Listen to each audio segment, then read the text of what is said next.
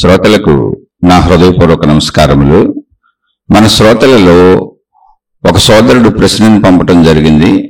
ఆ ప్రశ్న, ఎంత విన్నా, ఎన్నిసార్లు విన్నా, ఎంత ప్రయత్నించినా లోపల ఉన్నటువంటి కొన్ని భావాలను, గుణాలను పోగొట్టుకోవటం చాలా కష్టంగా ఉంది.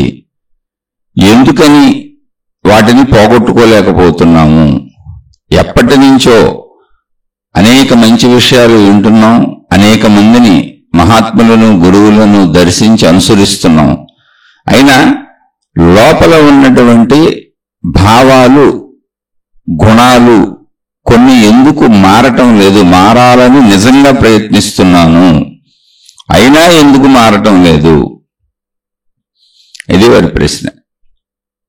వీరెవరో పాపం ప్రశ్నని నిజాయితీగా చెప్పారు, అంటే వారి భావాలను నిజాయితీగా చెప్పారు.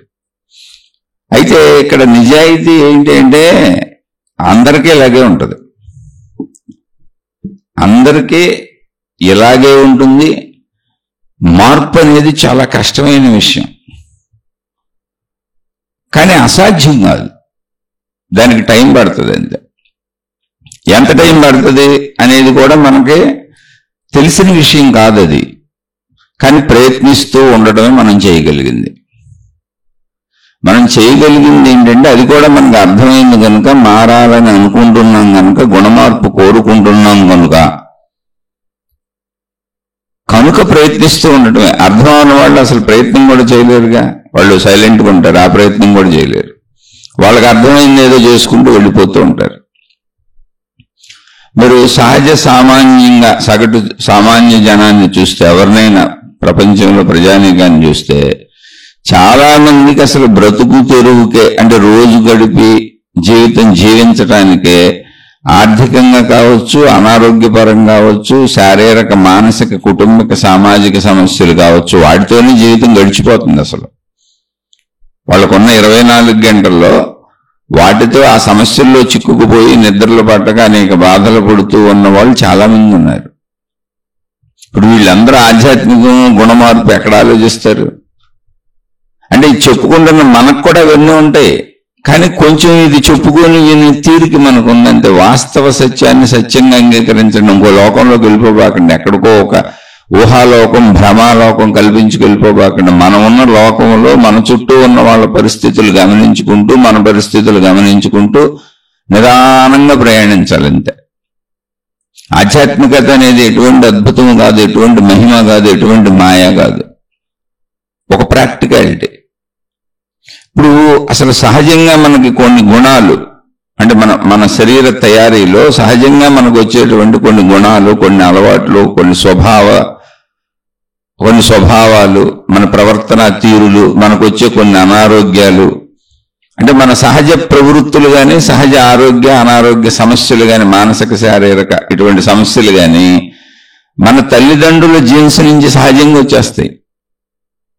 అవి లోపల అయిపోయింది విత్తనం. అది ఆ విత్తన దశలో ఏమున్నాయో, అంటే తల్లిదండ్రులకు ఏమున్నాయో, ఆ ముందు చెట్టుకు ఏమున్నాయో, ఇప్పుడు మామిడి చెట్టు అనుకోండి, ఆ మామిడి చెట్టుకున్న లక్షణాలను బట్టే నెక్స్ట్ దాని నుంచి వచ్చినటువంటి మామిడి విత్తనాలు మళ్ళీ టెంకలు పెట్టి మామిడి చెట్లు మొలిపిస్తే, ఆ మామిడి చెట్టుకున్న గుణాలే ఈ మామిడి చెట్టు కాయలకు ఉంటాయి.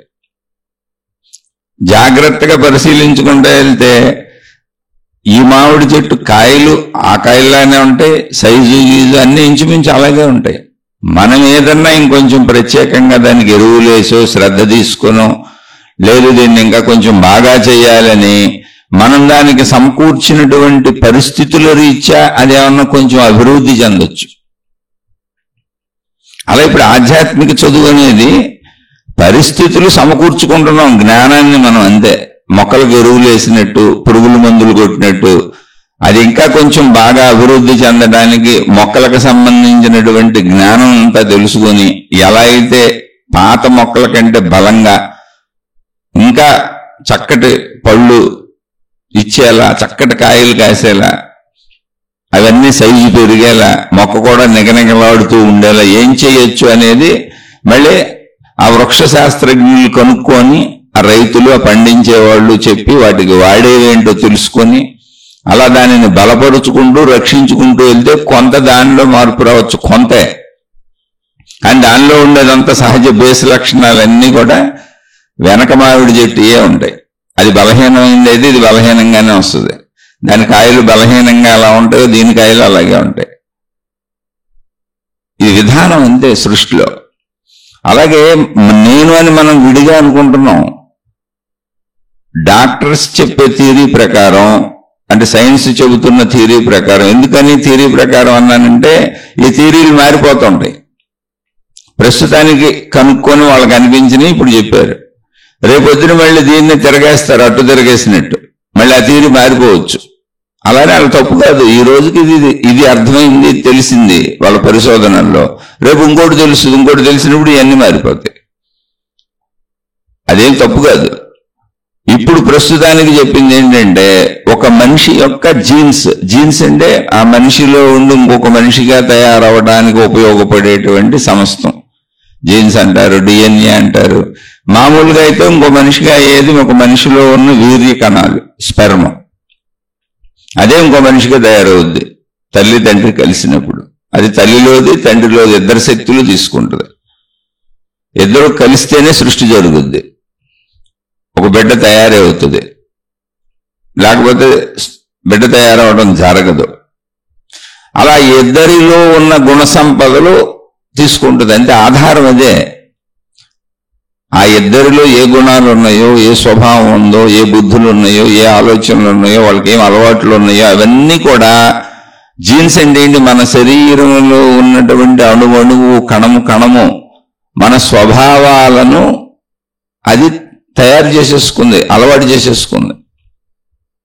అలాంటి ఒక అణువు మన బిడ్డగా జన్మించింది అంతే. అది తల్లికి సంబంధించి తండ్రికి సంబంధించిన రెండు శక్తులను తయారు చేసుకొని ఆ అణువులను పెంచుకుంటూ, కణాలను పెంచుకుంటూ, ఆ కణమే అనేక కణాలుగా వ్యాప్తి చెందుతూ శక్తితో మాతృగర్భంలో మాతృశక్తితో బిడ్డగా రూపుదాల్చుకుంది. అంటే ఇప్పుడు మూలం ఏముంది అక్కడ? తండ్రి నుంచి వచ్చినటువంటి కణం వీర్యకణము, తల్లిలోని వీర్యకణము, తల్లిలోని ఆహారంగా తీసుకొని మలుచుకోబడిన శక్తి. అంటే మూలంగా ఏముంటాయి ఇప్పుడు? స్వభావాలు, గుణాలు, జబ్బులు, రోగాలు, మొత్తం సమస్తం ఏముంటే మనిషికి ఏముంటాయి? నడత, పద్ధతి, మాట, తీరు, వ్యవహారం అంతా ఏముంది ఆ మూల కణంలో, విత్తనంలో. అంటే ఒక చెట్టుకి అనేక విత్తనాలు ఎలాగో ఒక మనిషికి స్పెర్మ్ అనేది విత్తనాలే, అంతే, ఏం లేదు, విత్తన దశది. అందులో ఏముందంటే ఆ చెట్టు లక్షణాలన్నీ ఉన్నాయి. అలాగే తల్లిదండ్రుల లక్షణాలన్నీ ఇందులో ఉంటాయి. అందుకని మూల మార్పు కుదరదు. డాక్టర్ దగ్గరికి వెళ్తే మనం వెనక ఏదన్నా అనారోగ్యంకి వెళ్ళామనుకోండి, వెనక వంశపారంపర్య జబ్బులు అడుగుతూ ఉంటాడు. మీ పెద్దవాళ్ళకి ఎవరికైనా బీపీ ఉందా, షుగర్ ఉందా, క్యాన్సర్ ఉందా, లేదా ఈ ట్రబుల్స్ ఎవరికన్నా మీ వెనక వాళ్ళకు ఉన్నాయా అంటే ఏంటి? 7 తరాల వరకు ఆ జీన్స్ లో ఉన్న లక్షణాలు క్యారీ అవుతాయి అనేది ఒక సిద్ధాంతం ఉంది. అయితే మనం సైన్స్ లోకి డెప్త్గా నేను వెళ్ళలేదు, అందువల్ల నాకు తెలియదు. అది వినికిడి సత్యం అంతే. 7 తరాలు అంటే 7 తరాలలో ఎక్కడైనా అది బయటకు రావచ్చు. ఈ మధ్యలో వాళ్ళకి రాకపోవచ్చు, 7వ తరం వాళ్ళకి రావచ్చు, 6వ తరం వాళ్ళకి రావచ్చు, 5వ తరం వాళ్ళకి రావచ్చు, 4వ తరం వాళ్ళకి రావచ్చు, 3వ తరం వాళ్ళకి రావచ్చు, 2వ తరం వాళ్ళకి రావచ్చు, 1వ తరం వాళ్ళకి రావచ్చు. అంటే ఆ మొదటి వాళ్ళల్లో ఉన్నటువంటి సద్గుణాలు, దుర్గుణాలు అంటే స్వభావ రీత్యా గుణాలు, ఆ మొదటి వాళ్ళల్లో ఉన్నటువంటి ఆరోగ్య అనారోగ్యాలు ఏవైనా సరే ఒక మనిషిలో ఉండే సమస్తం. ఎందుకని విత్తనం అదేగా. అందుకని అసలు మన గురించి ముందు మనం తెలుసుకోవాలి. ఆధ్యాత్మిక చదువు అంటే ఏంటంటే మనం ప్రపంచం గురించి మొత్తం తెలుసుకుంటున్నాం. ఓకే, తెలుసుకోకపోతే ఎలా బతకడం కుదరదు. ఇప్పుడు మీతో ఈ విషయాలన్నీ పంచుకుంటాను. నాకు చాలా విషయాలు తెలియదు. బస్ స్టాండ్కి వెళ్తే బస్సుకి సంబంధించి నాన్ స్టాపులు టికెట్లు ఎక్కడ అమ్ముతారో తెలియదు. బోల్డ్ మందిని అడుగుతూ ఉంటాను, కొంచెం గజిబిజి పడతా ఉంటాను. ఏదైనా ట్రైన్లు ఎక్కేటప్పుడు గజిబిజి పడతా ఉంటాను. ట్రైన్ టికెట్ బుక్ చేయడం రాదు నాకు. అందరూ అన్ని తెలిసిన మహామేధావులు అనుకోబాకండి. అసలు నాకు ఫ్లైట్ టికెట్లు బుక్ చేయడం రాదు. మా ఫ్రెండ్స్ ఎవరు బుక్ చేస్తారు, లేదా మా పిల్లల్ని బుక్ చేయమని చెబుతాను.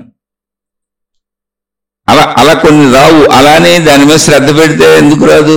విధానం తెలుసు, కానీ ఏదో పొరపాటు చేస్తుంటాను అక్కడ. ఎందుకని? దాని మీద దృష్టి పెట్టి ఆ పనులు నేను చేయలేదు. అలా ప్రపంచంలో ఎవరైనా కన్ఫ్యూజ్ అవుతుంటారు. అన్ని విషయాలు రావు, కొన్ని విషయాలు బాగా వస్తాయి. ఇప్పుడు నేను ఎక్కువ చిన్నతనం నుంచి ఇదిగో ఈ టైప్ ఆఫ్ బుక్స్ చదవడం, ఈ ఆధ్యాత్మిక విషయాలు, దైవీ సంబంధ విషయాలు, మత సంబంధ విషయాలు, గురు సంబంధ విషయాలు, మొత్తంగా ఈ బుక్స్ చదవడం, ఇదంతా ఏంటని తెలుసుకోవటం, ఇటువంటివి చెప్పేవాళ్ళు వెనక తిరగటం, ఆ ప్రదేశాలకు వెళ్ళటం, అవి ఎక్కువ అలవాటు చేసుకున్నాను. మిగిలిన భౌతిక విషయాలు తెలుసు, కొన్ని తెలుసు అంతే. నాకు నిత్యావసరమైనవి తెలుసు. ఇప్పుడు కిరాణా సరుకులు తెచ్చుకోవాలనుకోండి, అవి తెలుసు. సంవత్సరాల నుంచే అవి ఒకే రకమైన షాపులు, ఒకే షాపులు, వాళ్ళందరూ పరిచయస్తులే. మంచి షాపులు ఏంటో చూసి అక్కడ తెచ్చుకుంటాను. మళ్ళీ అలాంటి చోట కన్ఫ్యూజ్ అవును. లేక రైతు బజార్లకి వెళ్ళి కూరగాయలు కొనుక్కుంటాను, అందరూ తెలిసిన వాళ్ళే. ఎందుకంటే ఒకే చోటకి 20-30 సంవత్సరాల నుంచి వెళ్తున్నాను. నేను మార్చను. అంటే షాపులు కానీ, మనుషులు కానీ, స్నేహాలు కానీ ఏది మార్చను. ఎందుకు మార్చను అంటే అసలు మార్చాల్సిన అవసరం ఏంది? వాళ్ళకి మనకి ఎప్పుడు విభేదం రాదు, విరోధం రాదు. ఎందుకంటే నా పద్ధతిలో నాకు తగ్గట్టు నేను ఉంటాను, వీలైనంత మంచిగా ఉంటాను. ఎదుటి వాళ్ళ నుంచి అసలు నేను ఆశించను. నేను కొనే కిరాణా కొట్లైనా సరే ముందే మంచి షాప్ చూసుకున్నాను. ఇంకెప్పటికీ భేదం రాదు. ఎందుకని? వాళ్ళు అమ్మేవాడు ఎప్పుడు వ్యాపారంలో ₹1 లాభానికి అమ్ముకుంటా ఉంటాడు అనే విషయం లోపల దృష్టిలో ఉంటుంది. కాబట్టి వాడిని పీడించి, పీల్చి, పిప్పి చేసి, బేరాలాడి వాడిని ఇసిగించాలని నేను అనుకోను అసలు. వాడి పద్ధతిలో వాడు అమ్ముతాడు. పైగా నేను వెళ్ళేది హోల్సేల్ కొట్టు, ఉన్నంతలో ₹1 అక్కడ తక్కువే ఉంటుంది బయట మార్కెట్ మీద. ఇంకా అంతకంటే అతను ఏం చేయలేడు. సరుకు ఎప్పుడు నాణ్యమైనదే ఉంటుంది. అది మామూలుగా మా ఊర్లోనే ఉన్న ఒక అత్యుత్తమ 10 షాపులు ఉంటే అందులో ఒక షాప్ ఇది. అలా ఎక్కడైనా మంచి నాణ్యమైన ముందు చూసుకుంటాను, ఇంకా దాన్ని ఫాలో అవుతూ వెళ్ళిపోతాను. అలా నాకున్నటువంటిది ఏదైనా మెడికల్ షాపులు కానీ, కిరాణా షాపులు కానీ, కూరగాయల షాపులు కానీ, బట్టల షాపులు కానీ, టైలర్స్ కానీ, ఏ అవసరాలున్నా ఈవెన్ డాక్టర్లతో సహా 20-30 సంవత్సరాల నుంచి వాళ్ళ దగ్గరికే వెళ్తున్నాను. 20-30 అని ఎందుకన్నానంటే ఒక 30 సంవత్సరాల నుంచి ఒకే ప్రదేశంలో ఉన్నాను. అంతకుముందు ఊళ్ళు మారుతా ఉన్నాం. ఆ చిన్నతనం అప్పుడు 20-30 సంవత్సరాల నుంచి ఒకే ప్రదేశంలో ఉండటం వల్ల ఒకరితోనే ఉండటం అలవాటు అయిపోయింది. విభేదాలు రావు. అయితే అలా 20-30 సంవత్సరాల నుంచి వెనక నుంచి నాతో ఉన్న మనుషులు మారిపోయారు. బోళ్ళు మంది అంటే ఆధ్యాత్మికతకు సంబంధించి స్నేహాలు చేసిన వాళ్ళు మారిపోయారు. వాళ్ళందరూ నన్ను వదిలిపెట్టి వెళ్ళిపోయారు, రకరకాలుగా వెళ్ళిపోయారు. అయితే అందులో తప్పేం లేదు, ఎవరి తప్పు లేదు. అప్పుడు అవసరాలు, ఆ పరిస్థితులు వాటికి తగ్గట్టు ఉన్నారు. తర్వాత ఎవరి దారిని వాళ్ళు వెళ్ళిపోయారు. నేను జీవితకాలం మౌనం పెట్టుకున్నాను. ఇంకా నేను ఎలాగో మౌనం పెట్టుకున్నాను కాబట్టి అసలు అందరితో సంబంధ బాంధవ్యాలు పోయినాయి. అంటే ఇది ఎందుకు చెబుతున్నాను అంటే, మన సహజ పరిస్థితులు అర్థం చేసుకోకుండా నిరంతరం మీరు లేవగానే ఏదో దేవుడని, మతమని, గురువని ఎక్కడో ఊహాలోకాల్లో ఉండిపోబాకండి. చుట్టూ ఉన్న వాస్తవికతను మీరు గమనించుకోండి. మన చుట్టూ ఉన్న ఒక సహజత్వం. ఇప్పుడు మా ఇంటికి పని మనుషులు వస్తారు ఓడవటానికి. చిన్న రేకుల షెడ్లో ఉంటారంట. ఇప్పుడు సమ్మర్లో ఫ్యాన్లు వేసుకొని ఏసీలు వేసుకుంటేనే బతకలేక మనుషులు అల్లాడిపోతున్నారు. అంత అలవాటు పడిపోయాం మనం సుఖభోగాలకి. మరి వాళ్ళు చిన్న రేకుల షెడ్లో బతుకుతున్నారు. ఏదో వాళ్ళ ఆయన చిన్న పని చేస్తాడండి, అక్కడ స్వీట్ షాప్లో వంట చేస్తాడు, ఆ స్వీట్ల తయారీలో. వాళ్ళు సంతృప్తిగానే ఉన్నారు, వాళ్ళు హాయిగానే ఉన్నారు, వాళ్ళు ప్రేమగానే ఉన్నారు, అందరూ బాగున్నారు. వాళ్ళకి జబ్బులు ఉన్నాయి, వాళ్ళకి బాధలు ఉన్నాయి, వాళ్ళకే కష్టాలు ఉన్నాయి. మనకి జబ్బులు ఉన్నాయి, మనకి బాధలు ఉన్నాయి, మనకి కష్టాలు ఉన్నాయి. మన స్థాయిలో మనం బాగున్నాం, వాళ్ళ స్థాయిలో వాళ్ళు బాగున్నారు. మనకంటే పైనోళ్ళు అంటే వనరులు ఎక్కువ ఉన్నోళ్ళు. మనుషుల్లో పైన కింద లేదు, తక్కువ ఎక్కువ లేదు. ఓన్లీ ధనాన్ని బట్టి మనం అలా అనుకుంటున్నాం అంతే, సౌకర్యాలు పెంచుకొని. చుట్టూ ఉన్న ప్రపంచాన్ని కూడా గమనించండి. అలా గమనిస్తే వెళ్తే మనం ఒక సహజ మనుషులు అనే విషయం అర్థమవుతుంది. మతం అనే దాంట్లో అలా ఏదో ఒక మత్తు కళ్ళకెక్కిచ్చేసుకోబాకండి, ఆ కళ్ళజోడు పెట్టుకోబాకండి.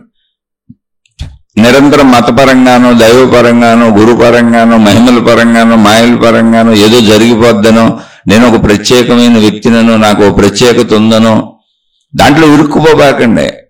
ఆ రంగుతో ఆ రంగేసేసుకు జరగబాకండి. మీరు మనిషి. ఇవాళ వాళ్ళు ఒక రకం బట్టలు వేసుకున్నాం, రేపు ఇంకో రకం బట్టలు వేసుకుంటాం. ఎందుకంటే అనేక రకాల బట్టలు ఉన్నాయి కాబట్టి, వేసుకోవాలి కాబట్టి, అందరూ బట్టలు వేసుకుంటారు కాబట్టి, మనకు నచ్చిన చీరలో, మనకు నచ్చిన ప్యాంట్ షర్ట్లో, మనకు నచ్చినవి ఓ 10 రకాలు కొనుక్కున్నాం. అందులో ఇవాళ ఒకటి, రేపు ఒకటి, ఎల్లుండి ఒకటి వేసుకుంటాం. అలాగే మన జీవితంలో దేవుడు, మతము, మార్గము, విధానము, జ్ఞానము అనేది ఒక చిన్న భాగం అంతే. అది మొత్తం జీవితాన్ని కప్పేసేది కాదు. అది మొత్తం జీవితం శరీరంతోనే ఉంటుంది. ఎప్పుడు శరీరంతో మళ్ళీ ప్రపంచంతోనే ఉంటుంది. అనేక సార్లు మీకు గుర్తు చేస్తూనే ఉన్నా నేను, మీరు వాస్తవికతకు వచ్చేయండి. మహాత్ములు అనేవాళ్ళు, గురువులు అనేవాళ్ళు, దేవుళ్ళు అనేవాళ్ళు, దేవతలు అనేవాళ్ళు, ఇప్పటికీ కూడా మహాత్ములు గురువులుగా చలామణి అవుతున్న వాళ్ళు ఎవరైనా మఠాధిపతులు, పీఠాధిపతులు, అనేక ఆశ్రమాలు నిర్వహించేవాళ్ళు, నిర్మించుకునేవాళ్ళు, అనేక మంచి పనులు చేసేటువంటి వాళ్ళు ఆధ్యాత్మికతలోనే అందరికీ డబ్బు ఇస్తుంది సామాన్యులే. కష్టపడి పనిచేసి సామాన్య జీవితం జీవిస్తూ, భౌతిక జీవితం జీవిస్తూ, వృత్తి వ్యాపార ఉద్యోగాల ద్వారా ధన సంపాదన చేసుకుంటున్నటువంటి వాళ్ళు ఎవరున్నారో వాళ్లే వీళ్ళకి డబ్బులు ఇస్తే ఆ డబ్బులతో వాళ్ళు మహాత్ములుగా, గురువులుగా, మహనీయులుగా మంచి పనులు చేస్తూ అనేక సంస్థలు పెట్టుకుని, అనేక దేవుళ్ళను పెట్టుకుని, అనేక మతాలను పెట్టుకుని, అనేక మార్గాలను పెట్టుకుని, అనేక సాధనా విధానాలను పెట్టుకుని ప్రజలందరికీ అవి నేర్పుతూ వాళ్ళు జీవిస్తూ వీళ్ళని ఆధ్యాత్మికతలో, భక్తిలో, దైవీపరంగా, జ్ఞానపరంగా జీవింప చేస్తున్నారు. ఇందులో తప్పు లేదు. ఇదంతా ఇలాగే జరగాలి. కానీ వాస్తవం ఏంటంటే వాళ్ళకు కూడా వాస్తవం వీళ్ళు కష్టపడి సంపాదించిన డబ్బే. అక్కడ మహిమమయ లేదు. జబ్బులు తగ్గిపోయినాయి, బాధలు తగ్గిపోయినాయి, కష్టాలు తగ్గిపోయినాయి, కన్నీళ్లు తగ్గిపోయినాయి, మహిమలతో మాకు ఉద్యోగాలు వచ్చేసినాయి, అవి జరిగిపోయినాయి, ఈ జరిగిపోయినాయి అని చెబుతున్నారు కదా. మరి వాళ్ళకి డబ్బులు మనుషులే ఇస్తున్నారండి. నేను వాళ్ళని కించపరచట్లా. వాస్తవాన్ని ఎప్పుడు మీరు మర్చిపోతారో అప్పుడు మీ మనసు గంతులేస్తుంది, ఒక అభూత కల్పనలు కల్పించుకుంటుంది. అందుకని ప్రజలందరితో ప్రపంచంలో నేను కూడా కలిసిపోయి ఉన్నానని ముందు ఒక సామాన్యతను అంగీకరించండి. తర్వాత ఇవాళ ఒక డ్రెస్సు, రేపు ఒక డ్రెస్సు వేసుకున్నట్టుగా అవసరమై మీరు దేవుడి దగ్గరికి వెళ్తున్నప్పుడు మతపు డ్రెస్ వేసుకోండి, దేవుడి డ్రెస్ వేసుకోండి, గురువు డ్రెస్ వేసుకోండి, జ్ఞానం డ్రెస్ వేసుకోండి, గ్రంథం డ్రెస్ వేసుకోండి. మళ్ళీ వచ్చి ఇప్పేసి డ్రెస్సులు మార్చినట్టుగా మళ్ళీ సామాన్య లోకంలో సామాన్య మనిషిగా వచ్చేయండి. ఎప్పుడు సామాన్య మనిషి మనం. మానవ లోకంలో ఎప్పుడు సామాన్యతే. డ్రెస్సులు మారుతా ఉంటాయి అంతే. ఇప్పుడు మన శరీరం మారదుగా, ఎవరి శరీరం వాళ్ళదేగా, ఎవరి నగ్న శరీరం వాళ్ళదే. కానీ మనకు బయట వాళ్ళకి కనపడేది ఏంటి? డ్రెస్సులు. ఎప్పుడు ముఖమే కనబడుతుంది. దాన్ని శరీరం మొత్తాన్ని అనేక డ్రెస్సులతో మార్చి మార్చి చూపిస్తుంటాం. అలాగే మన జీవితంలో ఒక మార్చుకునే డ్రెస్సు లాంటిది జ్ఞానం, మతం, మార్గం. దాన్ని మొత్తంగా జీవితానికి కప్పేద్దాం అనుకోబోకండి. అప్పుడు మొత్తంగా జీవితానికి కప్పేస్తే ధనం, అవసరాలు, ఆహార పదార్థాలు, బ్రతుకు తెరువు, బ్రతకడం, మనం ఉండటానికి అవసరమైన వసతి, వనరులు, సౌకర్యాలు, వీటి కోసం కష్టపడే వాళ్ళ మీద ఆధారపడాల్సి వస్తుంది. దేవుళ్ళైనా దేవతలైనా అలా భిక్షాటనలు చేసుకున్నారు శరీరంతో జీవించిన వాళ్ళందరూ. మహాత్ములైన, మహనీయులైన ఇప్పటికీ అలాగే ఉన్నారు. మళ్ళీ వ్యాపారాలు చేయాల్సి వస్తుంది. కానీ భక్తి పేరు మీద చేస్తారు. ఆ ఏదో వాళ్ళు రాసిన పుస్తకాలు అమ్ముతారు, ఫోటోలు అమ్ముతారు, ఏదో చేస్తూ ఉంటారు.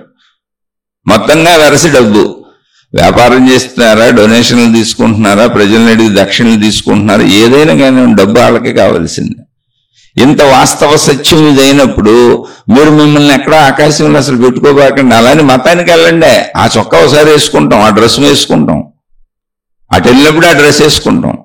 కానీ వాస్తవంగా డ్రెస్ దేనికి వేస్తున్నాం? శరీరాలకు వేస్తున్నాం. అందరి శరీరాలు నగ్న శరీరాలే. శరీరాలను మార్చడం కుదరదు. అందరికీ నగ్న శరీరాలే. డ్రెస్సులేసి చూపిస్తున్నాం. అలాగే అందరం మనుషులమే. ఆ వాస్తవికత మార్చడం కుదరదు. మనుషులందరూ ఒకలానే ఉంటారు. ఎక్కువ తక్కువలు, వీటిని వనరులు, వసతులతో మనం మార్చుకుంటున్నాం తప్ప మార్పు లేదు. మనుషులందరూ ఒకటే. ఉన్నవాడికి లేనివాడికి అదే శరీరం, ఉన్నవాడికి లేనివాడికి అవే ఇంద్రియాలు, ఉన్నవాడికి లేనివాడికి ఆ ఇంద్రియాలు పనితీరంతే, ఉన్నవాడికి లేనివాడికి పుట్టుక, మరణం, ఈ మధ్యలో జీవితంలో శరీర ఎదుగుదల, తరుగుదల, పెరుగుదల అన్నీ ఒకటే. ఎవరిని ఏది వదిలిపెట్టదో. ఉన్నవాడిని వ్యాధులేం వదల్లా, ఉన్నవాడిని బాధలేం వదల్లా. అందరికీ అన్నీ అంతే. ఇంకా ఉన్నవాళ్ళు ఏంటంటే ఆ ఉన్నతనంతో ఇప్పుడు వేసవకాలం వచ్చింది అనుకోండి, ఏసీలకి ఈ చల్లదనాలు క్రియేట్ చేసుకొని కృత్రిమంగా తయారు చేసుకొని, అంటే లగ్జరీస్కి అలవాటు పడిపోయి ఆ కారుల్లో తిరిగేసి ఏసీల్లో ఉండేసి విమానాలు ఎక్కేసి హెలికాప్టర్లు ఎక్కేసి శరీరం పనికి రాకుండా డెలికేట్ అయిపోయింది. కొంచెం దూరం నడవలేరు, ఆయాసం వచ్చేస్తుంది, ఊబకాయాలు వచ్చేస్తాయి, శ్రమ పడలేరు, కూర్చుంటే లేవలేరు, లెగిస్తే కూర్చోలేరు, ఇలా తయారైపోతున్నారు. లేని వాళ్ళకి అసలు ఆ ప్రాబ్లమే లేదు. ఎండ తట్టుకుంటున్నారు, వాన తట్టుకుంటున్నారు. ఇవన్నీ అలవాట్లే, తట్టుకోవటం అనేది అలవాటే. అలానే ఏదో చెబుతున్నాను ఉపన్యాసం అనుకోబాకండి. నేను సామాన్యున్నే అని ఎందుకు చెబుతున్నానంటే, మనుషులుగా మనందరం ఒకటే, ఎప్పుడూ సామాన్యుడు. ఎందుకంటే నేను తట్టుకోలేని విషయాలు చాలా ఉన్నాయి. శరీరపరంగా, మనసు పరంగా, సమాజపరంగా, కుటుంబ పరంగా, ఆర్థిక పరంగా నేను తట్టుకోలేను. భావోద్వేగాలు కలుగుతూ ఉంటాయి. కాబట్టి ఇవన్నీ ఒక మనిషికి బట్టలు మార్చినట్టుగా, ఇవాళ వేసుకున్న డ్రెస్సు మళ్ళీ అది వాడేసి చెమటలు పెట్టేసి దుమ్ము ధూళ్ళు పెట్టేసి తిరిగేస్తాం కదా, రేపు స్నానం చేసేటప్పుడు అది వదిలేసి మళ్ళీ స్నానం చేసినా కొత్త బట్టలు వేసుకుంటాం. డ్రెస్ మారింది. డ్రెస్ మారినప్పుడు మనం కూడా ఆ మారిన డ్రెస్సుకు తగ్గట్టు కనపడుతూ ఉంటాం. అక్కడ మారింది డ్రెస్, శరీరం కాదు. అలాగే ఒకసారి ఆర్థికంలోకి వెళ్ళి ఆ డ్రెస్ వేసుకుంటాం, ఒకసారి దైవత్వంలోకి వెళ్ళి ఆ డ్రెస్ వేసుకుంటాం, ఒకసారి కుటుంబ సుఖాల్లోకి వెళ్ళి ఆ డ్రెస్ వేసుకుంటాం. అలా మనిషికి అనేక డ్రెస్సులునే. ఒకసారి వృత్తి వ్యాపార ఉద్యోగాల డ్రెస్సులు వేసుకుంటాం, ఒకసారి అనారోగ్యాల డ్రెస్సులు వేసుకుంటాం, అది తగ్గినాక మళ్ళీ ఆరోగ్య డ్రెస్సులు వేసుకుంటాం. అనేకం ఉన్నాయి ఇక్కడ. అవన్నీ డ్రెస్సులే, డ్రెస్సులు లాంటివే. ఆ స్థితులను అర్థం చేసుకోండి. వాటిని ఏదో అద్భుతంగా మార్చేద్దాం అనుకోబాకండి. పొద్దున్నే లేవగానే నేను ఒక గురువుని, నేను ఒక ఫలానా మత పెద్దని, లేదా నేను ఒక ఫలానా మతానికి సంబంధించిన మనిషిని అని మిమ్మల్ని మీరు ఫిక్స్ చేసేసుకొని అందులో ఇరుక్కుపోయి త్రిశంకు స్వర్గం సృష్టించుకోబాకండి. ఏదో ఒకటి, నేను ఒక భక్తుడు 24 hours ఆ భావనలో ఉండబాకండి. నువ్వు భక్తుడైతే అదొక డ్రెస్సు, నువ్వు గురువు అయితే అదొక డ్రెస్సు, నువ్వు ఒక శిష్యుడైతే అదొక డ్రెస్సు, నువ్వు ఒక దేవుడైతే అదొక డ్రెస్సు, నీకు సాధనా విధానం ఉంటే అదొక డ్రెస్సు. కానీ మిగిలిన జీవితం మామూలు జీవితమే. కొంతమంది కొన్ని రకాల వృత్తి వ్యాపార ఉద్యోగాలు, సైంటిస్టులు, భౌతిక ప్రయోగాలు, భౌతిక ఆసక్తులు అలా పెట్టుకున్నారు. కొంతమంది ఆధ్యాత్మిక ఆసక్తులు పెట్టుకున్నారు. ఇవన్నీ డ్రెస్సులే, కానీ వాస్తవంగా అందరం మనుషులనే. ఆ సామాన్యతలో మీరు ఎప్పుడైతే నిలబడగలుగుతారో మీ చుట్టూ ఉన్న అందరిలో కలిసిపోయి ఉండగలుగుతారు. నేను గురువుని మిమ్మల్ని పెంచుకొని ఒక ఉన్నత స్థానంలో కూర్చేసుకొని అక్కడ కూర్చోబాకండి. అదొక పిచ్చవుద్ది, త్రిశంకు స్వర్గం సృష్టించుకుంటారు. నేను ఎప్పటికీ ఆ కేడర్లోనే ఉండాలనుకుంటారు. ఎంతో మందిని మీ కాళ్ళకాడ ఊడుకోబెట్టుకుంటారు, మీ గేట్లు గడ కాపలాలు పెట్టుకుంటారు. మీరు ఏదో ఒక రకమైనటువంటి సైకలాజికల్ పేషెంట్లు అయిపోతారు. అది ఒక ఇంజనీరు ఎలాగో అది ఒక వృత్తి లాంటిది, ఓ డాక్టర్ ఎలాగో అది ఒక వృత్తి లాంటిది, ఒక కలెక్టర్ ఎలాగో అది ఒక వృత్తి లాంటిది. కలెక్టర్ గారు ఆ కలెక్టర్ పని మీద వెళ్ళినప్పుడు, కలెక్టర్ పనులు చేయవలసి వచ్చినప్పుడు మాత్రమే ఆ చొక్కాలు వేసుకుంటాడు. డాక్టర్ గారుగా అవి చేయాల్సి వచ్చినప్పుడు ఆ చొక్కాలు వేసుకుంటాడు. ఇంజనీర్గా పనులు చేయాల్సినప్పుడు ఆ చొక్కాలు వేసుకుంటాడు. మనం రోజు డ్రెస్సులు మార్చినట్టు ఆ డ్రెస్ వేసుకుంటాడు, స్త్రీలైన పురుషులైన. ఇప్పుడు పోలీసు వృత్తి చేసేటప్పుడు ఆ డ్రెస్ వేసుకుంటాడు. జడ్జి వృత్తి చేసేటప్పుడు ఆ డ్రెస్ వేసుకుంటారు. విడిగాళ్ళు మనుషులు ఇంటికి వస్తే అలా ఉండరు, ఆ కోట్లు వేసుకు తిరగరు. జడ్జి గారు నిరంతరం జడ్జి బట్టలో, పోలీసు గారు నిరంతరం పోలీసు గారి బట్టలో, ఇలా ఎవరికాళ్ళు వాళ్ళ డ్రెస్సులు వేసుకొని, మిలిటరీ వాళ్ళు నిరంతరం మిలిటరీ బట్టలు వేసుకు తిరగరు. రాత్రి పడుకున్నా లేచినా అలాగే పడుకున్నా లేచినా నేను గురువునను, నేను మత పెద్దనను, నేను ఒక మాతాజీనను, నాది దేవుడను, నేను దీనికి అంకితం అయిపోయానను, నేను ఇందులో ఇరుక్కుపోయానను, ఇదే నాదను, ఇది తప్ప నేను వేరేది చూడనను, నేను ఒక భక్తురాలనను, శిష్యురాలనను, నా జీవితం దీనికి అంకితమను, అలా పిచ్చెక్కించుకోబాక. అదొక డ్రెస్సు వేసుకో అంతే. ఆ పాత్ర వచ్చినప్పుడు దాన్ని పోషించి దాన్ని వదిలేమని ఎవరు చెప్పట్లా. మొత్తం జీవితంలో అదొక చిన్న పాత్ర అంతే. కాదు, ఆ చిన్న పాత్రనే మొత్తం జీవితం చేసేసుకుంటాను అంటే ఇక నేను రక్షించడానికి ఎవరు ఉండరు ఈ భూమి మీద. ఎందుకంటే ఒక త్రిశంకు స్వర్గం సృష్టించుకుంటున్నావు, నీ లోకం నువ్వు సృష్టించుకుంటున్నావు. ఎలాంటి వాళ్ళతోనే ప్రాబ్లమ్స్ వచ్చేది. అలా ఎందులో అయినా సరే ముందు బేస్లో మనం మనుషులు, మన చుట్టూ ఉన్న వాళ్ళందరూ మనుషులే.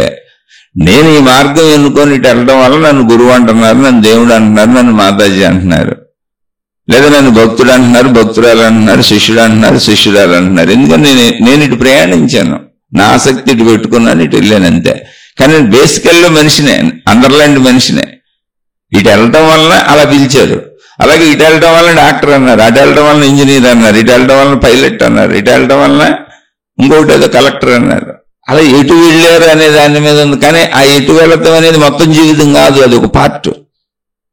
మామూలు మనిషే మలమూత్ర విసర్జన చేసేటప్పుడు నేను మామూలు మనిషినే, నేను గురువుని కాదు దేవుణ్ణి కాదు. అన్నం తినేటప్పుడు నేను మామూలు మనిషినే, నేను గురువుని కాదు దేవుణ్ణి కాదు. నేను నిద్రపోయేటప్పుడు మామూలు మనిషినే, నేను గురువుని కాదు దేవుణ్ణి కాదు, భక్తుడిని కాదు, శిష్యుడిని కాదు, శిష్యురాన్ని కాదు. ఎందుకంటే నిద్రలో నాకు ఏది తెలియదు. ఆ వాస్తవికతల్లో కూడా వచ్చేయండి, ఉన్నాయన్ని వాస్తవిక స్టేజీలు మన దగ్గర. మీరు వేసుకున్న డ్రెస్సులు వేసుకోండి, అది మీ ఇష్టం, అందులోకి వెళ్ళొద్దంటలా. కానీ మూలం ఉంది ఒకటే, మూలంగా మనం మనుషులం. ఆ మూలతత్వంలో అందరూ ఒకటే. అక్కడ ఎప్పుడైతే మీరు కూర్చుంటారో మీ మనసు కరెక్ట్గా ఆలోచించడం మొదలు పెడుతుంది, పరిస్థితులను అంగీకరించడం మొదలు పెడుతుంది. ఎవరికైనా సరే ముందు పరిస్థితులు అంగీకరించండి. ఇప్పుడు నేను ఎందుకు ఎంత ప్రయత్నించినా మారలేకపోతున్నాను, నేను ఎందుకు అసలు ఇలా ఉన్నాను అంటే, అసలు మనిషి అనేవాడు మార్పు చెందడానికి శరీరపరంగా ఎటువంటి అవకాశం లేదు. శరీరం ఏం మార్పు చేయలేం మనం, అదే మారిపోతూ ఉంటుంది. ఆ మార్పుని ఆపలేం కూడా. మరి ఏం మారాలి? ఇప్పుడు గుణములు స్వభావం ఏంటంటే భావరూపం. అదేమైంది? ఇప్పుడు విత్తన దశలోనే అలా శరీరం మనస్సు విత్తన దశ అలా వచ్చేసింది తల్లిదండ్రుల నుంచి. బలమైనటువంటి నాకు విత్తన గుణాలు అవే నాలో. విత్తన దశలోనే ఆ గుణాలు ఆ స్వభావం ఉండిపోయింది. ఇప్పుడు నా ఆకృతి నా ఆకారం నా తల్లిదండ్రులకి దగ్గరగా ఉంటుంది. నా శరీరంలో ఉన్నటువంటి తీరుతెన్నులు నా తల్లిదండ్రులకి దగ్గరగా ఉంటాయి. నా ఆరోగ్య అనారోగ్యాలు, నా ఆలోచనలు, నా స్వభావం ఇవన్నీ నా తల్లిదండ్రులకు దగ్గరగా ఉంటాయి. నా నడతాన్ని గమనించి చూసుకోండి. అచ్చం వాళ్ళ నాన్న నోట్లోంచి ఊడిపడ్డాడు, వాళ్ళ అమ్మ నోట్లోంచి ఊడిపడ్డాడు అంటుంటారు పిల్లల్ని. ఆ గుణగణాలు విత్తనం అది. కానీ దాన్ని ఎక్కడ మారుస్తాం? వచ్చే జబ్బులు అలా వచ్చేస్తే హెరిడిటరీ, పారంపర్యంగా వచ్చేస్తాయి, తప్పించుకోవటం కుదరదు. అందుకని వాస్తవికతను అంగీకరించడం నేర్చుకోండి. ఇది వాస్తవం. విత్తనం ఏదో అదే చెట్టు వస్తుంది, విత్తనం ఏదో అదే చెట్టు వచ్చి అదే కాయలు అదే పువ్వులు వస్తాయి, నువ్వు మార్చలేవు. కాకపోతే దానికి బలం చేకూర్చొచ్చు, దాన్ని బలహీనపరచవచ్చు. అది కూడా ఎంతవరకు కుదురుద్దో తెలియదు. ఎందుకంటే ఆ చెట్టుకి స్వీకరించే లక్షణం కూడా ఉండాలిగా, దానిలో స్వీకరించే దమ్ము కూడా ఉండాలిగా. అందుకని ఒక వాస్తవికతను అంగీకరించడం అనేదే జ్ఞానం. ముందు నా తల్లిదండ్రులు ఇళ్ళు, నా పరిస్థితులు ఇవి. భ్రమంలోకి వెళ్ళిపోబాకండి, నేను దాటేసి ఏదో అయిపోతానని. అసలు మనిషికి ఏదో అయిపోవడానికి ఏమి లేదండి. ఇక్కడ ఏమవుతావు? ఇప్పుడు డబ్బు సంపాదించేశారనుకోండి, కోటాను కోట్లు ఏమన్నా అయినట్టేంటి? డబ్బు సంపాదించి కోటాను కోట్లు సంపాదించిన వాళ్ళు నానా రోగాలతో నిద్రలు పట్టక నిద్ర మాత్రలు వేసుకొని అనేక రకాల ప్రయత్నాలు చేసి అయినా నిద్రలు పట్టక బోల్డ్ మంది సెలబ్రిటీస్ డిప్రెషన్లకు వెళ్ళిపోయి సూసైడ్లు చేసి చచ్చిపోతున్నారు. వాళ్ళు వెళ్ళారు, సెలబ్రిటీ సోదాలకు వెళ్ళిపోయారు, పవర్ సంపాదించారు, డబ్బు సంపాదించారు. అనేక మంది రాజకీయ నాయకులు వాళ్ళే సూసైడ్లు చేసుకొని నిరంతరం బిళ్ళలేసుకు మింగుతూ నిద్ర మాత్రలు మింగుతూ నిద్ర పట్టక తిరుగుతున్న వాళ్ళు ఉన్నారు. అలా సామాన్యంలోనూ ఉన్నారు, అందరిలోనూ ఉంటారు.